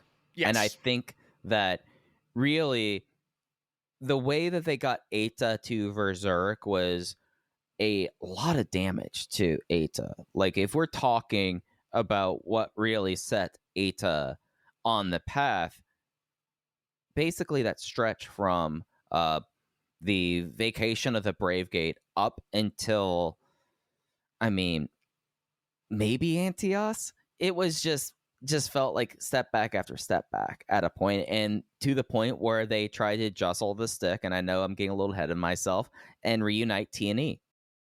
Well, I mean, you know, we're almost there because it's not like Eita in 2017 does all that much. Again, you know, now he's got the Yamamura competition.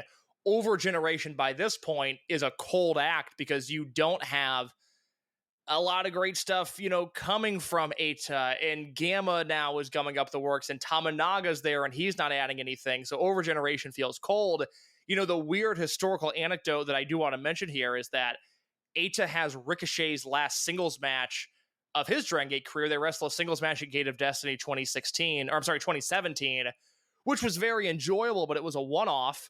And then a few days later is the Berserk versus Dragon Kid, Eita, Mochi, Ryo Saito, and Susumu match. And that's where Eita turns heel. And from November of 2017 on, you're dealing with heel Eita.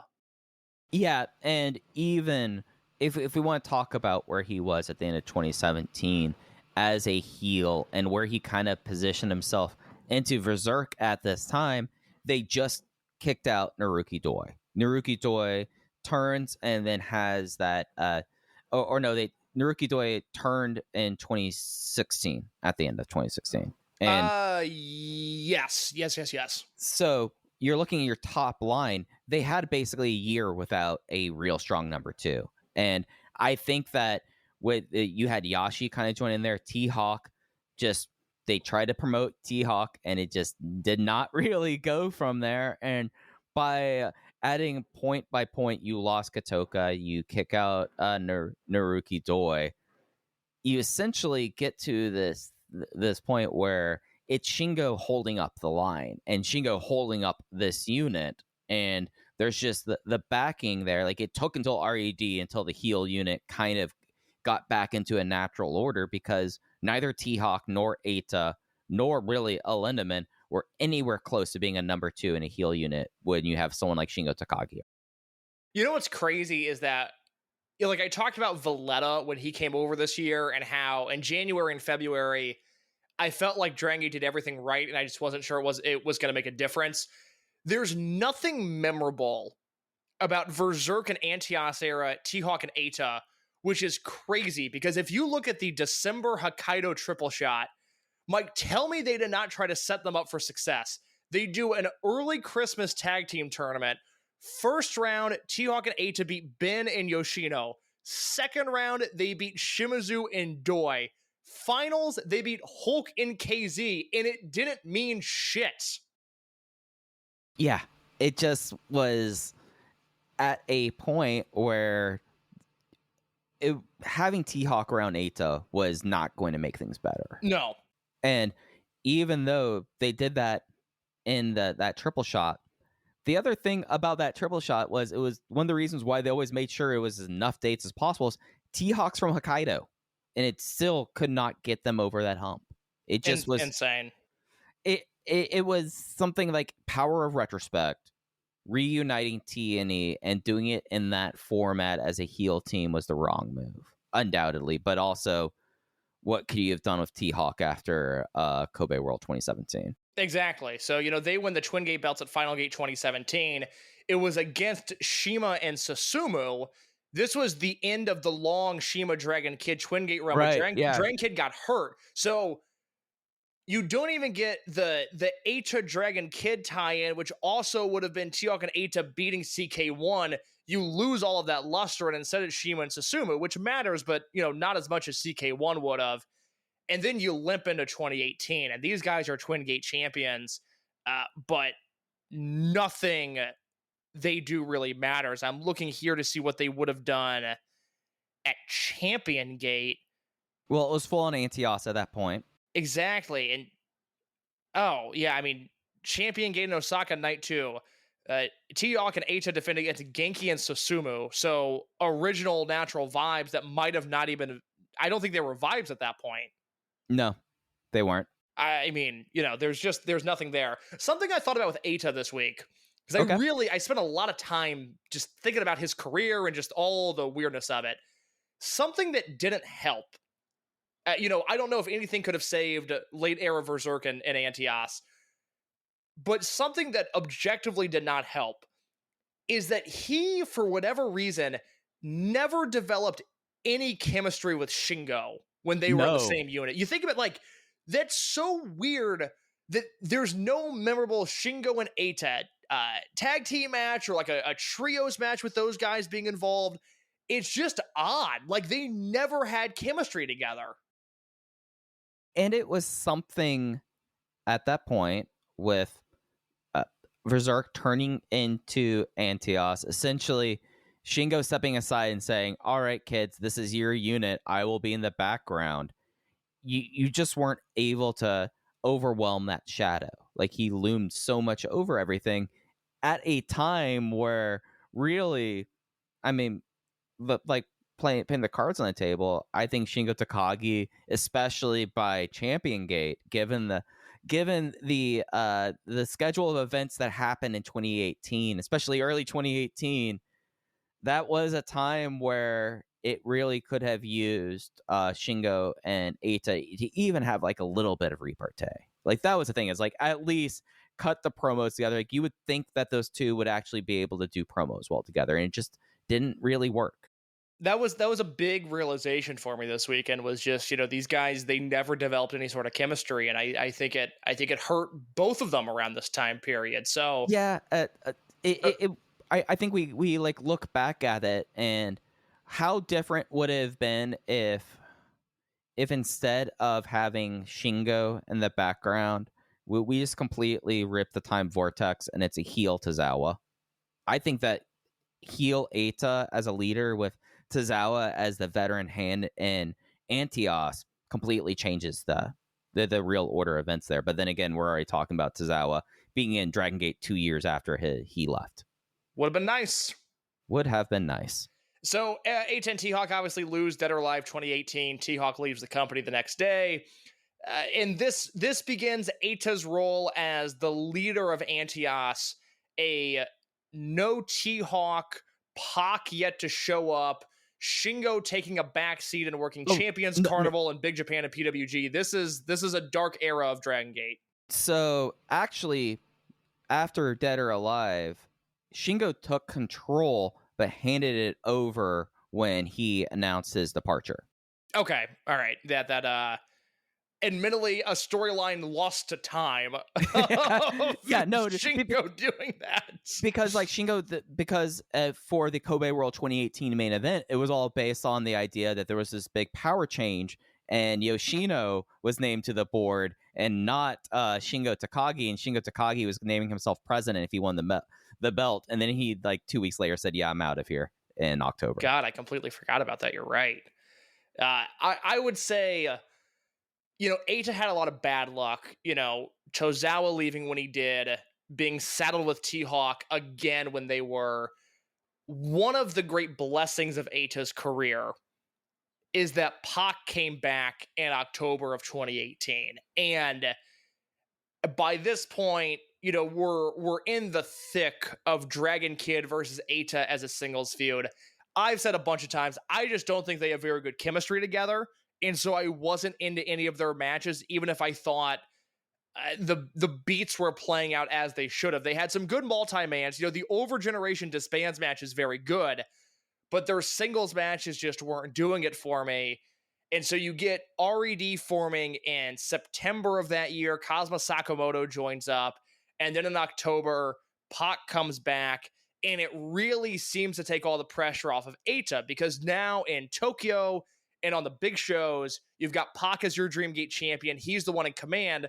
But, when you roll into Kobe and Hokkaido and the smaller towns, Eita can kind of, puff his chest out a little bit. Yeah, and it kind of forced him as a promo to evolve in that Pac was never a fluent Japanese speaker, and you got to have like this aspect of him. He got to do the remainder of his Dragongate storyline and do all of that character work without the idea that this is what your heel leader is doing, because for all intents and purposes, Pac was number one, but also Eita was number one too. So you got to have Eita destroys the Brave Gate title, Eita Mask versus Hair, the main event of Final Gate 2018. And really, Eita gets to really explore his relationships with the other people of his generation, because he was so anchored to both, in a lot of ways, both T-Hawk and El Lindemann, that at this point, it was the first time you got to see Eita teaming with a Big R Shimizu. Eita later teaming with a Kaito Ishida. You finally got to see him inhabit his generation when he was so much being kind of the other figure in Millennials in a way. Yeah, this is where your personal enjoyment of Dragon Kid and Eita is going to really determine how you think about this time period, because I don't think much of it. Like, I'm going to fly through 2018 here into halfway through 2019 in just a second, because even their hair versus mask match, I'm just not that big of a fan of. To me, that era is defined by Pac and all the work that he did and the rise of KZ and things like that. I don't think about Eita during this time period at all. It's not really until World, when he wins the Twin Gate belts with Shimizu, World 2019, where I even remotely care about Eita again. Yeah, and you had to have someone who was recently turning heel, had a lot of issues with said heel turn in Big R Shimizu, and without Eita there kind of being the steady hand, he kind of needed to inhabit a role of being the one that's walking someone through their baby's first heel turn in After Effects. He was not in the spotlight, and even that Big E tag team, for as big as it felt like, really was not that long tenure. No, but memorable because of the Kobe World 3-way and then the no DQ match against KZ and Genki, and that really, those were two great Twin Gate matches. And if you look at Cage Match, they think as highly of that Twin Gate match at World as almost anything in Dragon Gate history. It's a really, really great match. And so by the time Pac leaves, which is World 2019, it released the tension in the air that surrounded Eita. I think he was able to shed some of the T-Hawk baggage, and he was able to shed some of the forced, almost Roman Reigns-esque, like, hey, we're telling you this is the guy. He's gonna be the guy, even if he doesn't seem like the guy. Like, all of that just sort of died down, and it was easier to exist within the Eita universe at that point. And that takes us into, 2020. And I would make the argument, I don't know if there was a single wrestler more affected, at least in Dragon Gate. I don't remember enough worldwide, but in Dragon Gate, I don't think anybody was more affected by the pandemic than Eita was.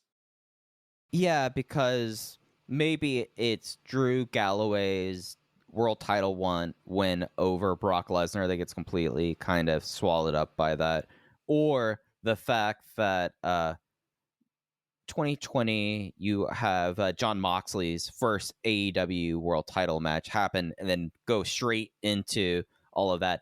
You know who is the person, and I'm not comparing Eita to him.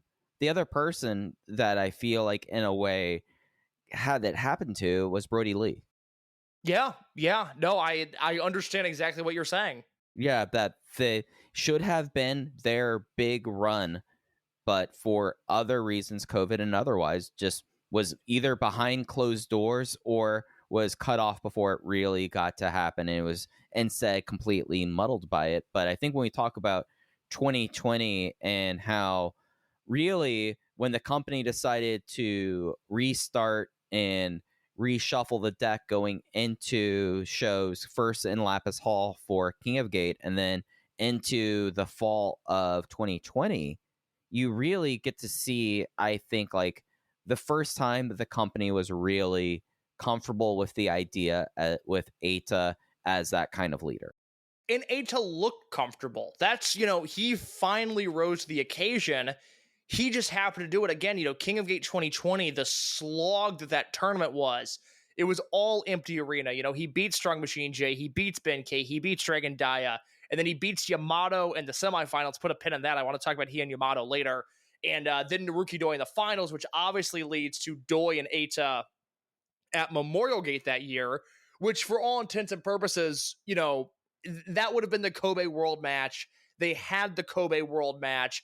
I have no desire to rewatch this because I just thought it was perfect in the moment. It was all the eras of Eita coming together, and perhaps more than any other singular match in Dragon Gate history, I think it reversed the legacy of two guys more dramatically than any other match I could think of, because for Doi, that second reign, erased the bad memories of his first Dreamgate run. And with that Eita match, it really hammered down the idea that Doi could be a top guy and could lead a company. And then for Eita, like, I remember thinking this in the moment watching this match live, just having the thought in my head of like, oh my God, Eita's doing it. Like, he's doing the thing that I wasn't sure he was ever going to be able to do. And that Dreamgate run is weird because, he's in the cage match at Dangerous Gate, and then there's the KZ defense at Gate of Destiny, but then Shun comes back, and 2 weeks later, he's losing the belt to Shun at World, and, who knows what would have become of that title run had it not been the weird condensed pandemic schedule. But at the end of the day, Memorial Gate of Wakayama 2020, for that one night, it was like Eita was the Eita that everybody was dreaming of. And I think if he doesn't have that, I think we all think much worse of him and his legacy within Dragon Gate, but we can't take that away from him. He has that match, and I think unknowingly, it just completely changed the perception of who he was and what he did in this company. Yeah, it made him the youngest ever Grand Slam winner in Dragon System history. He won the Dreamgate, Bravegate, Triangle Gate, Twin Gate, and he finished off King of Gate that year as well. So at that point, there were no more mountains for him. And I don't think we'd be having this show at this extent this week if it wasn't for the fact of that Memorial Gate match. And really, I think it's worth kind of getting into talking about Doi versus Eita from Memorial Gate 2020, how it was not a cheating heel champion win. He sent everyone, he said, no, don't get in the ring. I'm taking care of Naruki Doi myself. That was very much something that you would have seen out of him 4 years ago, like during the summer of 2016, and he was able as a heel to roll it back to that. It's just perfect. I gave it 4 3/4 and, a muted crowd, clap crowd scenario. It's absolutely perfect for what it was. And, like I said, he loses to Shun in November. And then we can skip ahead to early 2022. He gets kicked out of RED. RED becomes Z-Brats. We all think he and Maria are going babyface together. And then somehow Nozawa gets involved. And instead we get Los Perros del Mal de Japón and Dragon Gate. And that takes us to the latter half of 2022 when he and Yuki Yoshioka at, when was that? Dangerous Gate? Dangerous Gate, yeah. Dangerous Gate 2022. It's he and Yoshioka for the Dreamgate. It's a really memorable match. It's a really great match. And it's the last thing Eita really did that mattered. Yeah. And it was really a testament, the fact that, he did not go freelance immediately after. He went freelance much later. It was at a Kobe Sambo Hall show that he announced that. But that match, especially the way that it was worked with Yoshioka, where Yoshioka had 10% of the match. Like if we were going to score the match and we were going to use like the 10-point must system, going into that last round, he did not win a single round, and some of those were 10-7 rounds going up against them. Yeah. And in a lot of ways, I felt like that, and I still really do, that was Eita's best like masterwork match in Dragongate, because I feel like that even though Yoshioka at that point was already a steam freight train at that juncture, already like going through what happened at Kobe World, kind of putting the focus onto him, that match really showed that it was the start of the new generation. And a lot of that was the fact that Eita put Yoshioka through everything, but Yoshioka persevered. And I felt like that if he would have left that day and they would have had our least favorite thing in podcasting, which is the press release the day after a major show, everything would have been fine. Everyone would have been like, you know what? He did business on the way out. It would have been completely appropriate, but it's Eita. So instead, case, we had about 14 months of us just kind of going, well, here's Eita. He has his new t-shirt. Look at him.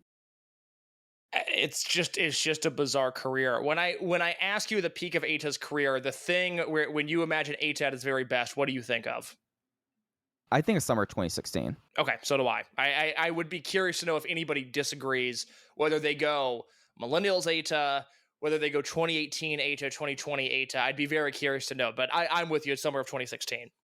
Yeah, and it's something where I don't know, because there are two completely different style of matches, if Eita versus Tozawa, King of Gate 2016, or if Eita versus Yuki Yoshioka, Dangerous Gate 2022 is his best singles.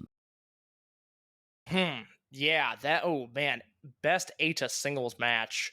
You're going to probably bring up Doi 2020, which I understand you are much higher on that match than I feel like I was. Yeah, I haven't watched the Tozawa King of Gate match in so long. And it's interesting. The world match actually has a higher rating on Cage Match. I'd probably go Tozawa 2016, Doi 2020, Tozawa 2015. But it's been forever since I've watched the Tozawa matches. I watched the Susumu one much more recently, and that one is pretty spectacular. The Salamander off the top rope is one of the more. Oh my God.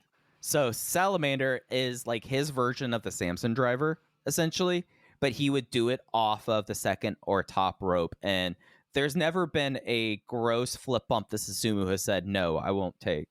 Yeah, that is very true. Some weird Eita just anecdotes.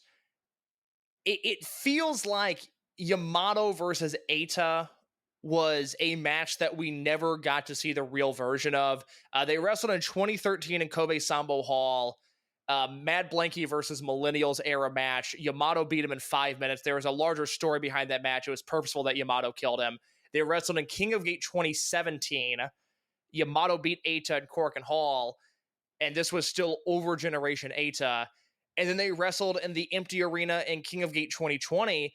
And Mike, it's crazy to me that we don't have a Yamato versus Eita singles match to define a certain era of this company.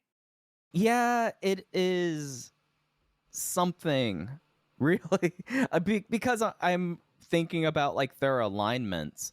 They were often opposing alignments. They've, other than maybe passing ships, and then nope, they would not have been in Berserk together other than those 2 weeks. Yeah, it's really, really bizarre. So a lot of opportunity to have this match, and it never happened on a great scale. Yeah, it feels like, I mean, I was waiting on this when Yamato won the belt in 2021. I thought they would go to Eita because I thought that was the biggest match they had at that time, and they never did. You know, I would assume no pandemic, you probably still do Eita versus Yamato in the semis, but then you probably do Eita versus Yamato at Dangerous Gate that year. That would have made sense to me. And then KZ and Eita at Destiny, and probably Shun versus Eita at Final Gate that year, was Shun winning the belt. That's what I would assume. I don't think I think you ran into the situation that they just were never aligned at a time where they could get full capacity seats. It's bizarre that that because that remember, is an era of Oda, Dragongate and we just don't have it. Yeah, because Oda at that point, that was not the 500 seat capacity, but they were only able, I think, to get under 1,000 people that year for it. So I think they looked at it and that was like, oh, we'll revisit this one day, and that day never happened, which is wild considering, again, how much that Yamato had the title and Eita was around essentially. Yeah, absolutely. We talked about this. We don't have to spend a lot of time on this. He has 2 T-Hawk singles matches, the no contest in 2015, and then the 2017 King of Gate semis that is completely and utterly forgettable. It's amazing to me that there is not a memorable T-Hawk Eita singles match. No, it's at the same time, try to think of every best T-Hawk singles match with people. At a certain point, you're going to start racking your head. Yeah, once you get past 2015, it's a bit of an uphill fight there. Eita and Masaki Mochizuki, they had one singles match, May 13th, 2012. So pre-excursion Eita Kobayashi and Masaki Mochizuki obviously did not make TV. That was the second round of King of Gate 2012. Only one Eita and Shima singles match, King of Gate 2016, that also did not make TV. So think about that.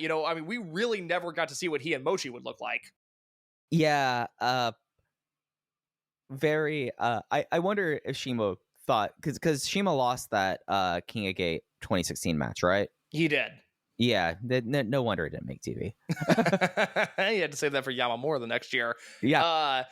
Speaking of Yamamura adjacent, Kaito Ishida. We kind of skipped over this just because I did not anticipate this going this long, and we will have a production meeting after the show about what to do about Rewind and Rewatch. But Kaito Ishida, they wrestle a dark match in 2015, they wrestle a non-televised match in 2019, and then they wrestle in Hokkaido in 2019 in May, and Ishida won that match by DQ. This is Maximum era Ishida, and this would have been RED era Eita.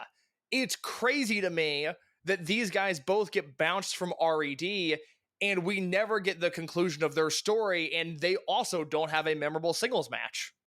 Yeah, that was the other weird thing about 2022 early, was those two were teaming together basically up until Doi said, I will be having Kaito Ishida in my international house of hot boys.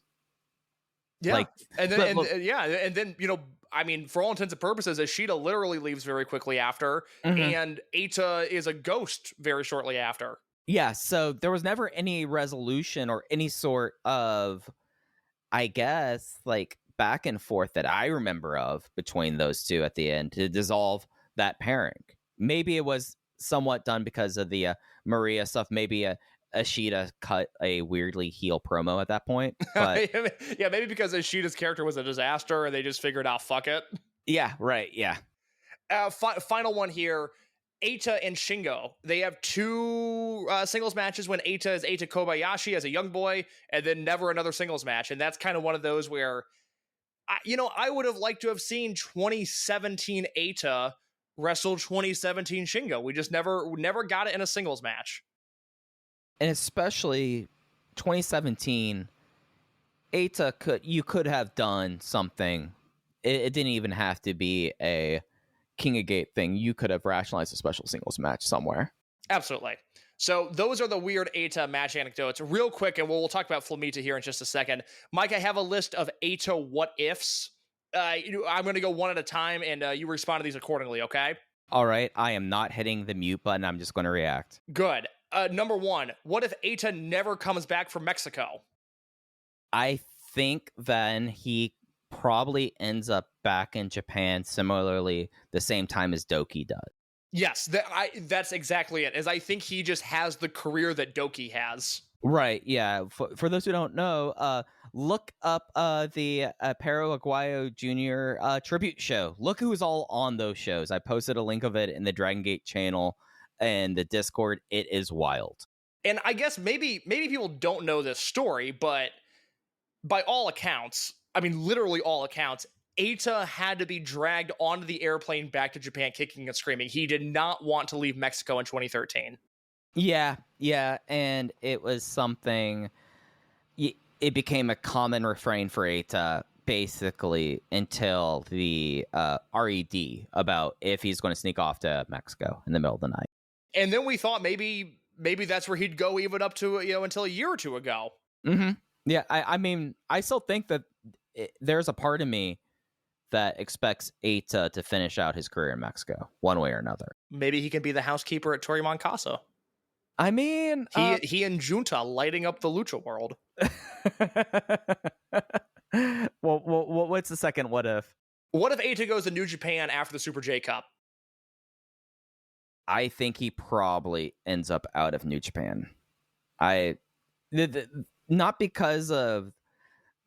I just kind of see that he would have been someone that eventually would be kind of in the weird lower card position that a lot of guys in that promotion end up doing, where you just end up working other promotions and you're still technically a New Japan roster, like kind of weirdly like Tomoaki Hanma at this point. like a Minoru Suzuki type, but maybe less international. Much less international. Probably would just be considered a New Japan wrestler. He might be working in CMLL. I was just about to say, honestly, that could have been a gateway for him to CMLL. Right. Yeah. Most likely, if he jumps over in 2016, he is teaming with Okamura as whatever that they call his heel team right now in CMLL. Sorry, Cubs. Yeah, I don't know if they ever made him an offer or ever inquired to any degree, but they had taken Ricochet from them 2 years earlier, and it wouldn't have shocked me if they at least poked around and, wanted to test his loyalty and maybe floated out, hey, we do have connections in Mexico. That is 100% speculation. I don't know that to be true by any means, but I think it's a worthwhile Eita what if, as is, and this is something we talked about a ton at the time. What if Eita had gone to OWE? Oh man. Because you gotta remember, I don't have any problem saying this because Shima won a few battles, but ultimately ended up losing this war. But in 2018, 2019, we'd be on this show saying, man, doesn't it seem like Eita fucked up? Linda and T-Hawk, they're wrestling all these Chinese guys. They're in Wrestle 1, which feels hot. They're in DDT and they're drawing houses there. And here's lowly Eita playing second fiddle to Pac. Yeah, man. In a way, it worked out for him because at a certain point, the worst thing that happened to Eita was a batting cage that Takahiro Yamamura and Shima went to. Like at a time period, because there was a belief that there was a spot that was inhabited there probably by Lindemann, but really should have been Eita's spot with the way that Shima kind of in the way how he had people within the locker room, to my knowledge. Mm-hmm. So what would have happened with Eita? Well, OWE would have completely fallen apart the same way that OWE did. Yeah, I don't think that would have changed too much. I think at a certain point, with the power of hindsight, Eita probably would have split. I don't think Eita would have ridden it all the way to Glades. It feels hard to picture him in Wrestle 1 in DDT, but this goes back to my point, and here's a weird double alternate timeline. I said he was the most impacted Dragon Gate wrestler by COVID. If he leaves with Shima and COVID doesn't happen, he's probably a AAA regular right now. Yeah, because he probably would have seen that as the exit ramp. Yeah, and I think that would be his future there. Two more. I don't know if you had anything more to add on this, but I just have a line dedicated to Eita, Maria, and Ishida. What if? What could have happened? What was that? Yeah, man. Eita and Maria was always an act and a team that I was not nearly as high on. But when they revisited it in 2022, there was a bit of life there that could have been interesting, especially the idea that you would have had Maria at that point, like well out of all of the unit landscape. And then Eita and Ishida, who were still playing Rudo. that would have been interesting to see where they could have gone with that as a trio. Yeah, absolutely. I mean, it sucks because I was this is, I guess, this to me is the craziest part of Eita's career, is that he turns heel in 2017 and we never saw pure babyface Eita again. No. That feels impossible. That at some point, and that's all I wanted. Again, as a guy who was down on him and his biggest critic, and at times, to me, he was an active deterrent from being invested in Dragongate. All I wanted come 2020, 2021, 2022, I just wanted white meat babyface Eita for a little bit. And we never got it. And that is insane to me to think about. And you could have really played off the idea that he was too popular to be booed. Like, yeah, oh my God, yeah. You didn't need to change much of his personality. He didn't have to really go kissing babies, shaking hands. And you could have probably played up him and Maria with that in the way that he's still the bad boy. And that would have done that. And then, yeah, you could have done a new millennials, but still tweener in the way, but just letting the crowd go crazy for Eita and Ishida, for that matter, too, given that time and how over he was, especially in 2020 or 2019 leading into COVID before the heel turn. And then coming out of it, I mean, he was still getting crazy calls. Like, you maybe really had something with that trio in an alternate year. Final one, and this is kind of one of those things that my memory fails me on if we actually had any real inclination this was going to happen, or if the entire Western Dragongate fan base was putting their brains together and manifesting this. But it was the Lucha equivalent of Mochizuki Dojo, which would have been led by Eita, and then all the guys that were on excursion. I mean, this is something we spent a lot of time talking about, of what if there's a unit with Eita and Kento and Fujiwara and Estrella and Nishikawa and maybe even UT. That, to us, that was like, oh, well, when Kento and Fujiwara come back, naturally they'll be with Eita, because Eita wrestled Fujiwara at Gate of Destiny when they came back to Japan, and that felt like the direction. Yeah, and it was something that you could have had Monte join them too. Yep. Exactly. You had a lot of routes for a new Lucha kind of theme unit, and it was something that with Monte's face turn and the idea that Big Hug really is a Hio unit at its core, you could have put Monte in that Eita unit, I feel like. I would agree with that. And maybe that's the pivot, is maybe it would have been Monte and not Nishikawa. Right, yeah. Or Flamita, Or Flamita. And, I think that's the transition, because I don't have much more to say on Eita. I think it's a truly bizarre career. Noah, to some degree, has my attention because of things unrelated to him, so I guess I'll be watching a little bit more of him. But I don't know, Mike. It's just such an odd career. I really don't know what to make of it. Somebody could passionately sell me on him being this overwhelming success and this great dojo story and, eventual Grand Slam champion. And somebody could sell me on him being an utter failure. And I think I'd believe both parties. He's kind of a Rorschach test about your feeling of eras of Dragongate. And specifically, I think when you started watching Dragongate. Right, yeah, because especially he is the person who his rise directly correlates to the proliferation of streaming wrestling, essentially. Yeah. So, I mean, probably, like, I don't know when exactly, but would not have been too deep into the millennials landing for the Ustream era to have started. The first Ustream show was the August Cork, and it was the Dragongate Infinity 300 special. And then I think the second Ustream was Gate of Destiny, so into the millennials era at that point. Right. So you are really like looking at someone that is like your opinion of Eita, and especially as a as a question of what is your opinion of Eita as a number one in a unit? Just that question probably reveals when you started watching Dragon Gate. I think you're exactly right. Final thing before we talk Flamita, this is a Noah thing. And I preface this with, I hope the wrong person hears this. I hope like a Deep Puro account has made it this far. Like Fujita Scrotum is listening.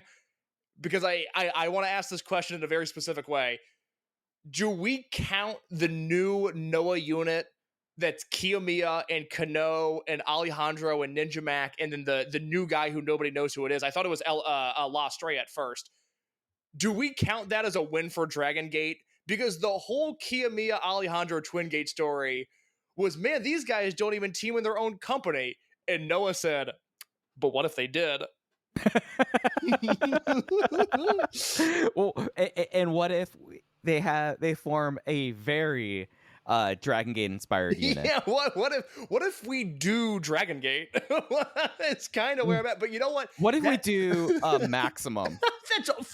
That's exactly it, Mike. This unit reminds me so much of Maximum of like 2018 Dragon Gate that I just hate. But I would get excited for every Maximum match because they were normally very good. And it's like, I don't really like current Noah, but son of a bitch, I'm gonna watch all their matches. I'm very into that unit. I mean, I just want to figure out who Chris the Ball is. I again, when I saw him, the photo of him, I thought it was Estrella. Now he's like 6 inches taller than Estrella, so it's not, but it freaked me out. Could it be Eita, actually? No, because Eita was wrestling them, although I do love that theory. Yeah. I love where your head's at. Because I looked at him and I was like, oh, he kind of looks like Eita if Eita wore a full bodysuit. Yeah. Man, why did Eita have to be in that match? It's a win for Dragon Gate. I'm sorry. It is it is objectively just a win for Dragon Gate. I hope that ruins somebody's day hearing that, but we are not giving Noah that victory. No. Now they have to get a unit theme that will be of a band that they think is going to like really take off, and the band immediately breaks up. First Finger was supposed to be a big deal. Like they like used Maximum all over the music video, and they were like, oh yeah, no, Dragon Gate's with this upcoming unit, and then the band breaks up immediately. Unbelievable. All right, let's talk Flamita here real quick. Yeah, so over the weekend we noticed months ago when they announced the full cards for Hong Kong Tornado 2024, the weekend shows in Hong Kong, that Flamita was a part of the show. And coming out of Hong Kong weekend, of course, one of the reasons why we kind of have a show like this week is nothing happened that we can cover. Like there was no Dragon Gate shows that happened that are up on YouTube that were reviewable. So Eita leaving and Flamita coming back kind of worked out for us.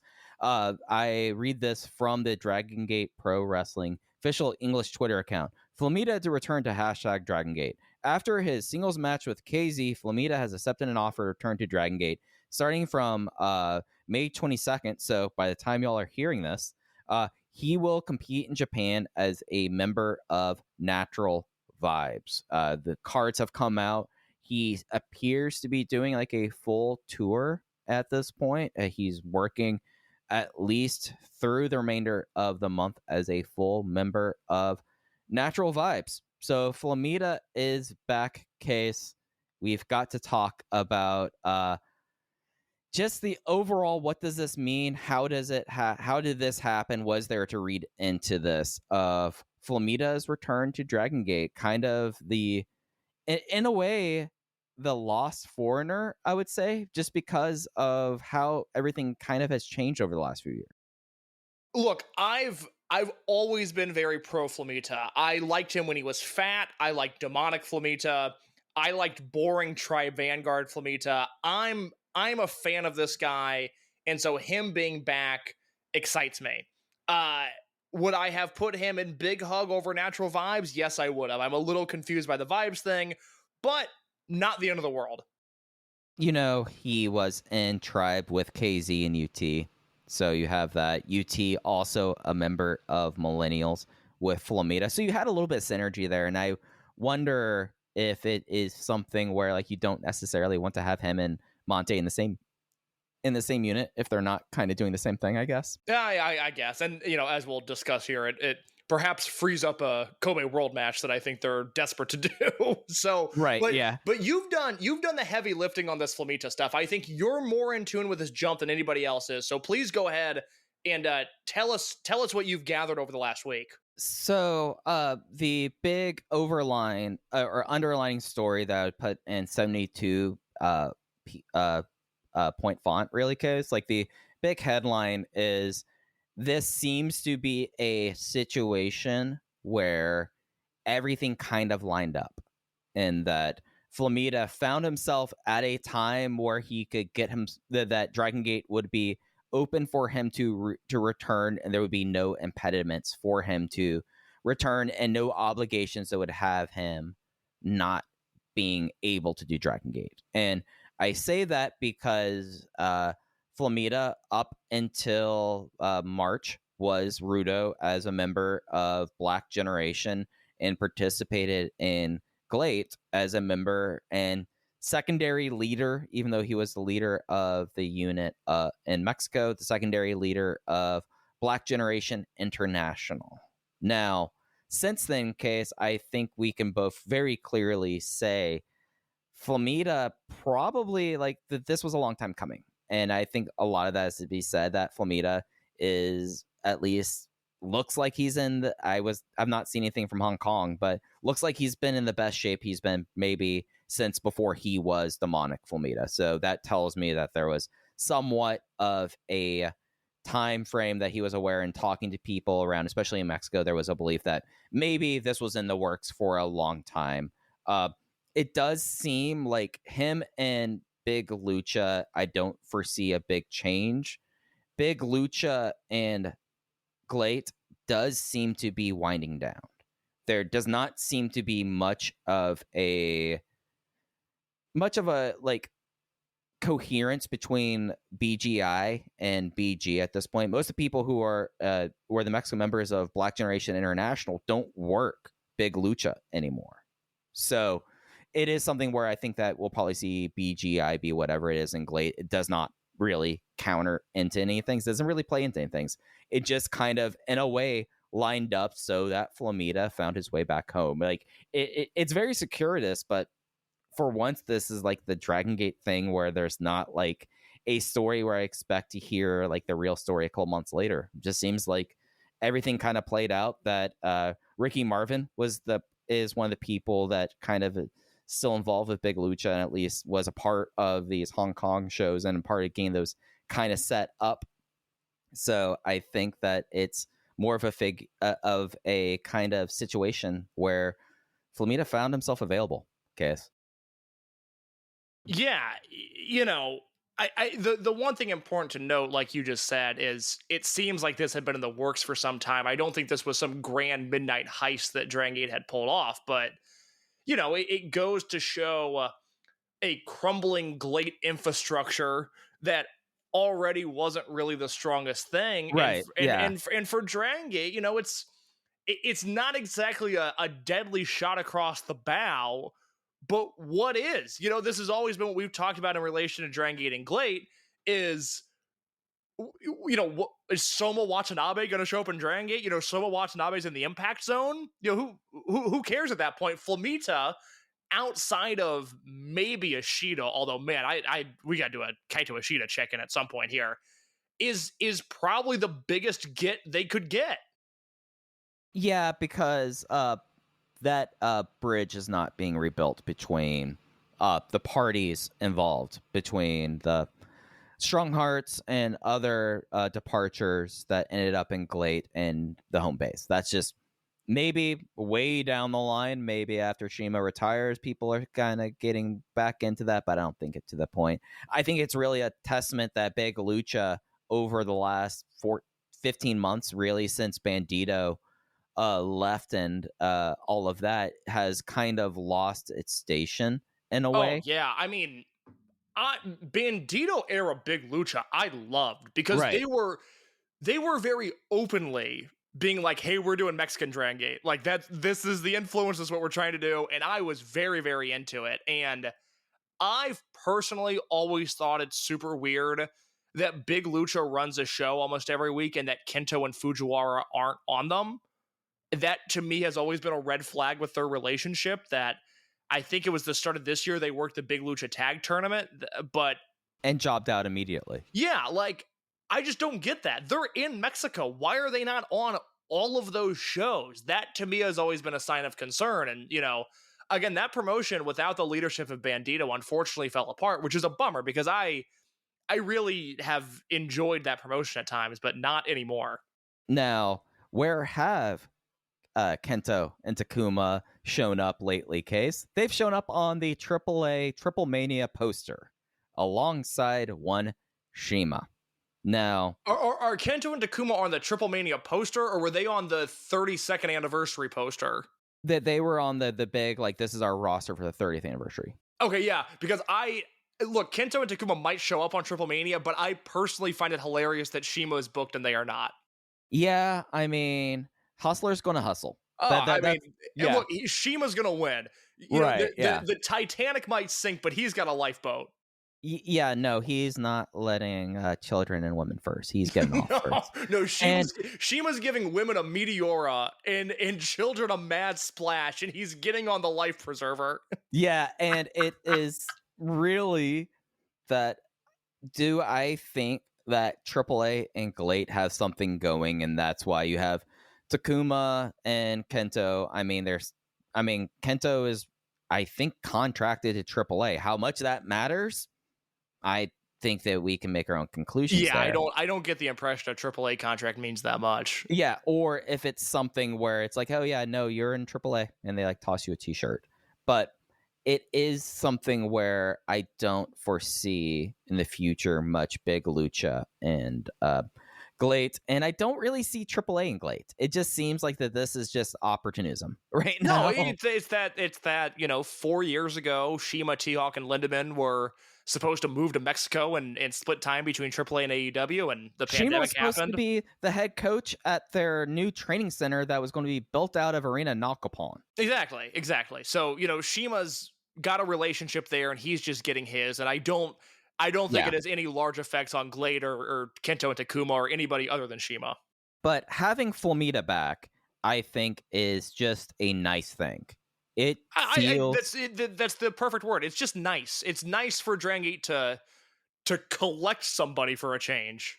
And it's like something where I by and large fully believe that, like, the situations with like Flamita and everything, like Flamita essentially did his run in Dragongate, came back a couple times, and then by that time Ring of Honor became his primary home, then COVID, and then like the rise of Big Lucha and all of that. There was never any anonymity that happened there. It just is a nice thing that he is now back with the promotion. Now, Flamita in Natural Vibes, I feel like we should touch on a little bit.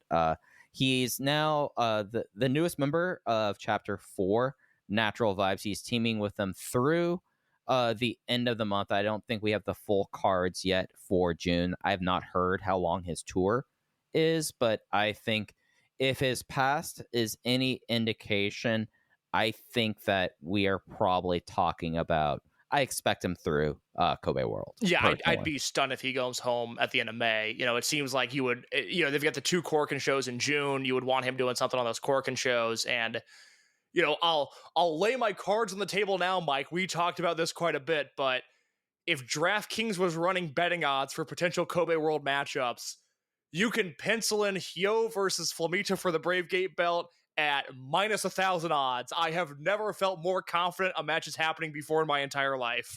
Oh, it's absolutely happening, and it's happening as soon as possible. Flamita is back up on the Dragongate website. He has his... I forgot this mask that he had on. Oh, in good. Vanguard. That just got added. That wasn't up when we started the podcast. Well, it's nice to see that. Maybe another reason about him being back on tour, you got to get some new photos for the guy. Yeah, this is Backney era Flamita to some degree. Right, but just like his condition alone gives us indication that this was something that happened, because watching Glade, the way that he was during or at least the shape that he was during the last time that BGI and Mexican wrestlers were there, was a lot more towards fluffy Flamita than right now.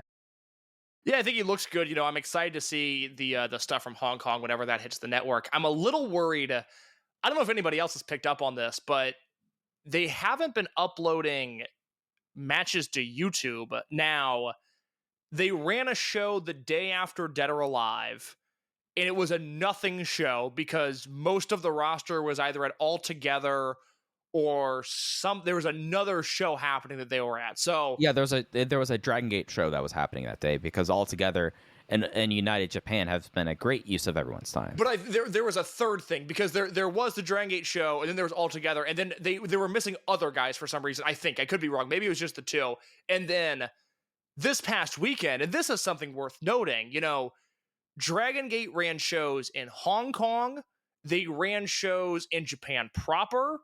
And you've got Menorah in the UK and Estrella in Mexico. They really, is it as successful as, the early days of Ring of Honor and Dragongate and early days of Dragongate USA? No, it's not. But they are once again an international brand. And they had wrestlers all over the world this past weekend, but I haven't seen anything from the shows they ran with the split crew, the crew that was in Japan. Maybe their decision was, hey, nothing on these shows matter. We're not going to upload them.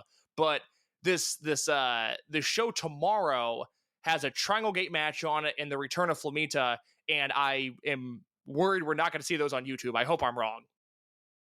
Yeah, it is something where I marked this up case to the fact that GM Saito was in Hong Kong. That's why I don't think those shows went up over the weekend. Do you think GM Saito's huddled over his laptop with Final Cut Pro on it, just cutting up the footage of the Young Boys film? Brother, I don't even think he does this on his iPad. This is like all done in camera. They used to make a big deal, problematic name incoming, but like Louis CK used to edit Louis, and now I'm just imagining Saito doing that for the Dragongate house shows. Everyone just hovering around his iPad that they were just watching Dragon Dia at Best of the Super Juniors. And with that, yeah, so this weekend coming up, so they have a homecoming show in Yokohama. El Kukui from PWR will be here for a while, but you look towards Hokkaido, and the big thing that's happening in Hokkaido is they're doing special singles matches in Hokkaido over the 3 days. First night, Shimizu and Skywalker. Second night, UT and Kamei. Third night, Kakuta and Mochi. You have a Tribe Vanguard one night reunion on that first night. But to me, the most interesting thing that's happening on this tour is actually happening on the 27th in Hakodate, as Case alluded to, as the Triangle Gate will be defended, as Natural Vibe, Strong Machine J, Big Boss, Shimizu, and UT will defend against the Pride of Hokkaido and Dragongate next, and maybe Tozawa Juku, but mainly Hokkaido, as BB, Hulk, and KZ North Tribe reunite to team with fellow Hokkaido native Katsuo. Katsuo got GM Ryo Saito last year to promise to give him a Triangle Gate match, and he's cashing it in Hakodate. All the stars are out. I mean, that's really... Thanks, Norm. That's really a good show. Like that 522 show, Shimizu and UT versus Ishin and Jason, Kakuta versus Daiki, and it's important to note Daiki's on this road trip, which he's normally not. There's a Ultimo Touch football match, and then Yamato, DK, and Kagetora versus Gold Class. And I'm sorry, I'm reading the wrong show. When's the Triangle Gate match? Triangle Gate is on the Monday. 27th. I'm sorry. Normally they do that show ahead of the Hokkaido Triple Shot, if my memory serves me correct. I'm sorry, I was reading the wrong show. I'm talking about the Strong Machine J Kai homecoming show on the 22nd. Yokohama. Yes, which both those shows look great. I'm into all of these cards quite a bit. Yeah, it's a strong week of shows that's happening. They will also be in Iwate on the way back there. This is always like their roughest schedule of the year. They'll close out the month. Like basically, they have after Yokohama, they get a travel day case, and then it's And that travel, not an easy travel day from Yokohama No. to Sapporo. No. And then they get 3 days in Sapporo. They get Hakodate, and then they start working their way back down. And they basically have 6 shows in 6 days. That is if correct me if I'm wrong, but the countryside of Japan for the most part. I don't look at these as heavily populated big cities. So Iwate is Yamato's home prefecture. So they have to come back through Tohoku, basically. Okay. Yeah. So it's and then they go from right there straight into the Korkan double shot, and then the couple nights in Okinawa, basically. So it's the busy time of the year, and it's always the time that I always think like, gosh, this is the rough thing about being a Dragon Gate wrestler, being like, okay, you have your show, you finish in Yokohama, then you get on the bus, and that's like 12 hours going up there to Hokkaido, and then 12 hours back. So big week coming up for Dragon Gate. It makes the stuff like Ryo Saito and Dragon Kid and Genki popping for the Dragon Dia announcement. It all makes sense when you think about the time these guys spend together. There's a reason they always use the word family. Yep, and as one family member has left the nest for good, we didn't talk about this with Eita. When do you expect Eita back in Dragon Gate? Anytime in the future? I thought about this today. I'm glad you asked that. They have, I think, weirdly worked themselves into a future nostalgia draw with Eita in kind of the same vein that they've been using Shingo. This to me is, look, he didn't get the friendly send-off that Revolution and Kaito Nagano got, but this isn't a Shima T-Hawk Lindemann situation to me. Maybe I'm wrong. Maybe we'll find out otherwise. I don't think he's going to be scrubbed from history. I think he'll be gone for, at the very least, I would say the rest of 2024.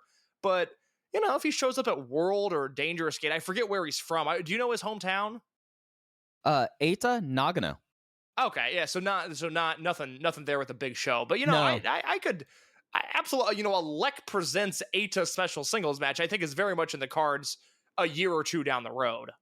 Yeah, I would say for Eita, if you were expecting that farewell, that kind of happened last year where him and Ultimo and Ryo Saito in front of everyone in Kobe did the announcement.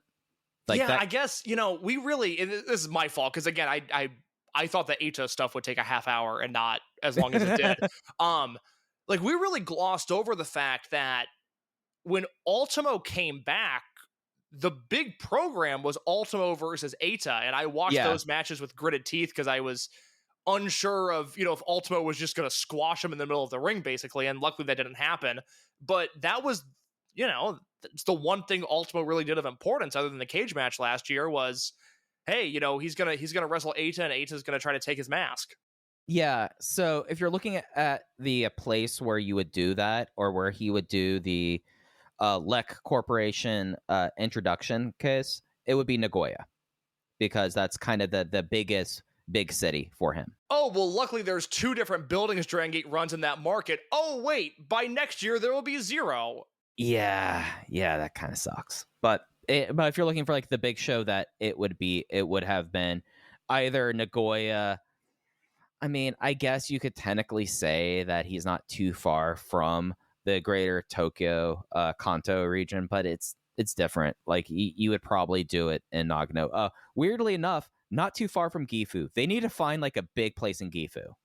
Like the building they run for the Minoura homecoming is so cool. I just wish it held a few more people. Yeah. I mean, that's kind of what it boils down to. But yeah, I wonder when they will pull the bring Eita back kind of trigger. Yeah, the vibe I get is that, it's a real possibility. It's just going to take time. Yeah, it's going to take time, and it's probably not going to be Dragon Gate's money doing it. Mike, before we go, give the people a random Eita match recommendation that people need to be sure to seek out. Yeah, gosh. I'm going to, because I'm trying to say, because 2016 is not up on the network yet. It's not, no. I mean, the big shows are outside of Final Gate, but not the Korkins. All right. But I'm gonna say a Korkin match that isn't on the network. People will just have to find it. All right, go watch Tozawa versus Eita Bravegate Kobe World 2016. 2015, yeah. 2015, yeah. Yeah, I gotta rewatch that. I don't know if I've seen it since it happened. Yeah, that I think is Ada's best. Well, I mean, then you go to him and you go T&E versus Akira and Shingo. Really, like I was going to say that was his best match in that building, but that's not the case. But yeah, Oh yeah. Okay, let me think about his world real quick. I mean, it's T-Hawk and Eita versus Tozawa and Shingo, but Tozawa singles is close. But 2019, that 3-way tag, that's got to be up there too. yep, that's fair. If you've never seen it, September 9th, 2014, Cork and Hall, Shima and Gamma versus T-Hawk and Eita. Let me put it this way: if you're a new Dragongate fan, let's say you started watching during the pandemic or maybe during World last year, or maybe you're just new to the company and you only know Old Man Shima, and you're like, man, I know he's important, but I don't get it. That match will make everything crystal clear. That is going to be very apparent as to why he was who he was. And that is a night where T-Hawk and Eita stuck with him, and Gamma, for a change, actually rose to the occasion. Yeah, that was always the thing about Osaka Zenroku. They brought out the best in each other.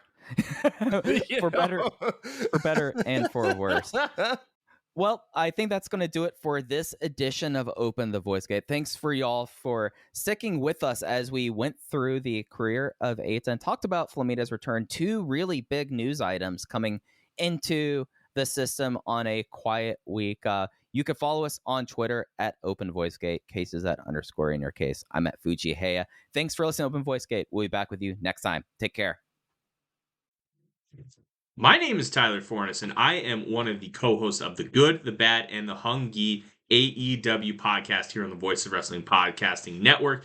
We take a broad scope approach to the world of All Elite Wrestling and the entire universe of Tony Khan. We talk about the big matches, the big stars, the promos, the storylines, and we also look at it from a big picture perspective. How are things going to change over the course of the next 10 years with AEW still in the picture? How are companies like WWE going to adapt and adjust to AEW? Are they going to be a similar way like they did with WCW in the late 1990s? Will there be a counterpunch? We talk about all of that and more on The Good, the Bad, and the Hungy every week on the Voice of Wrestling Network.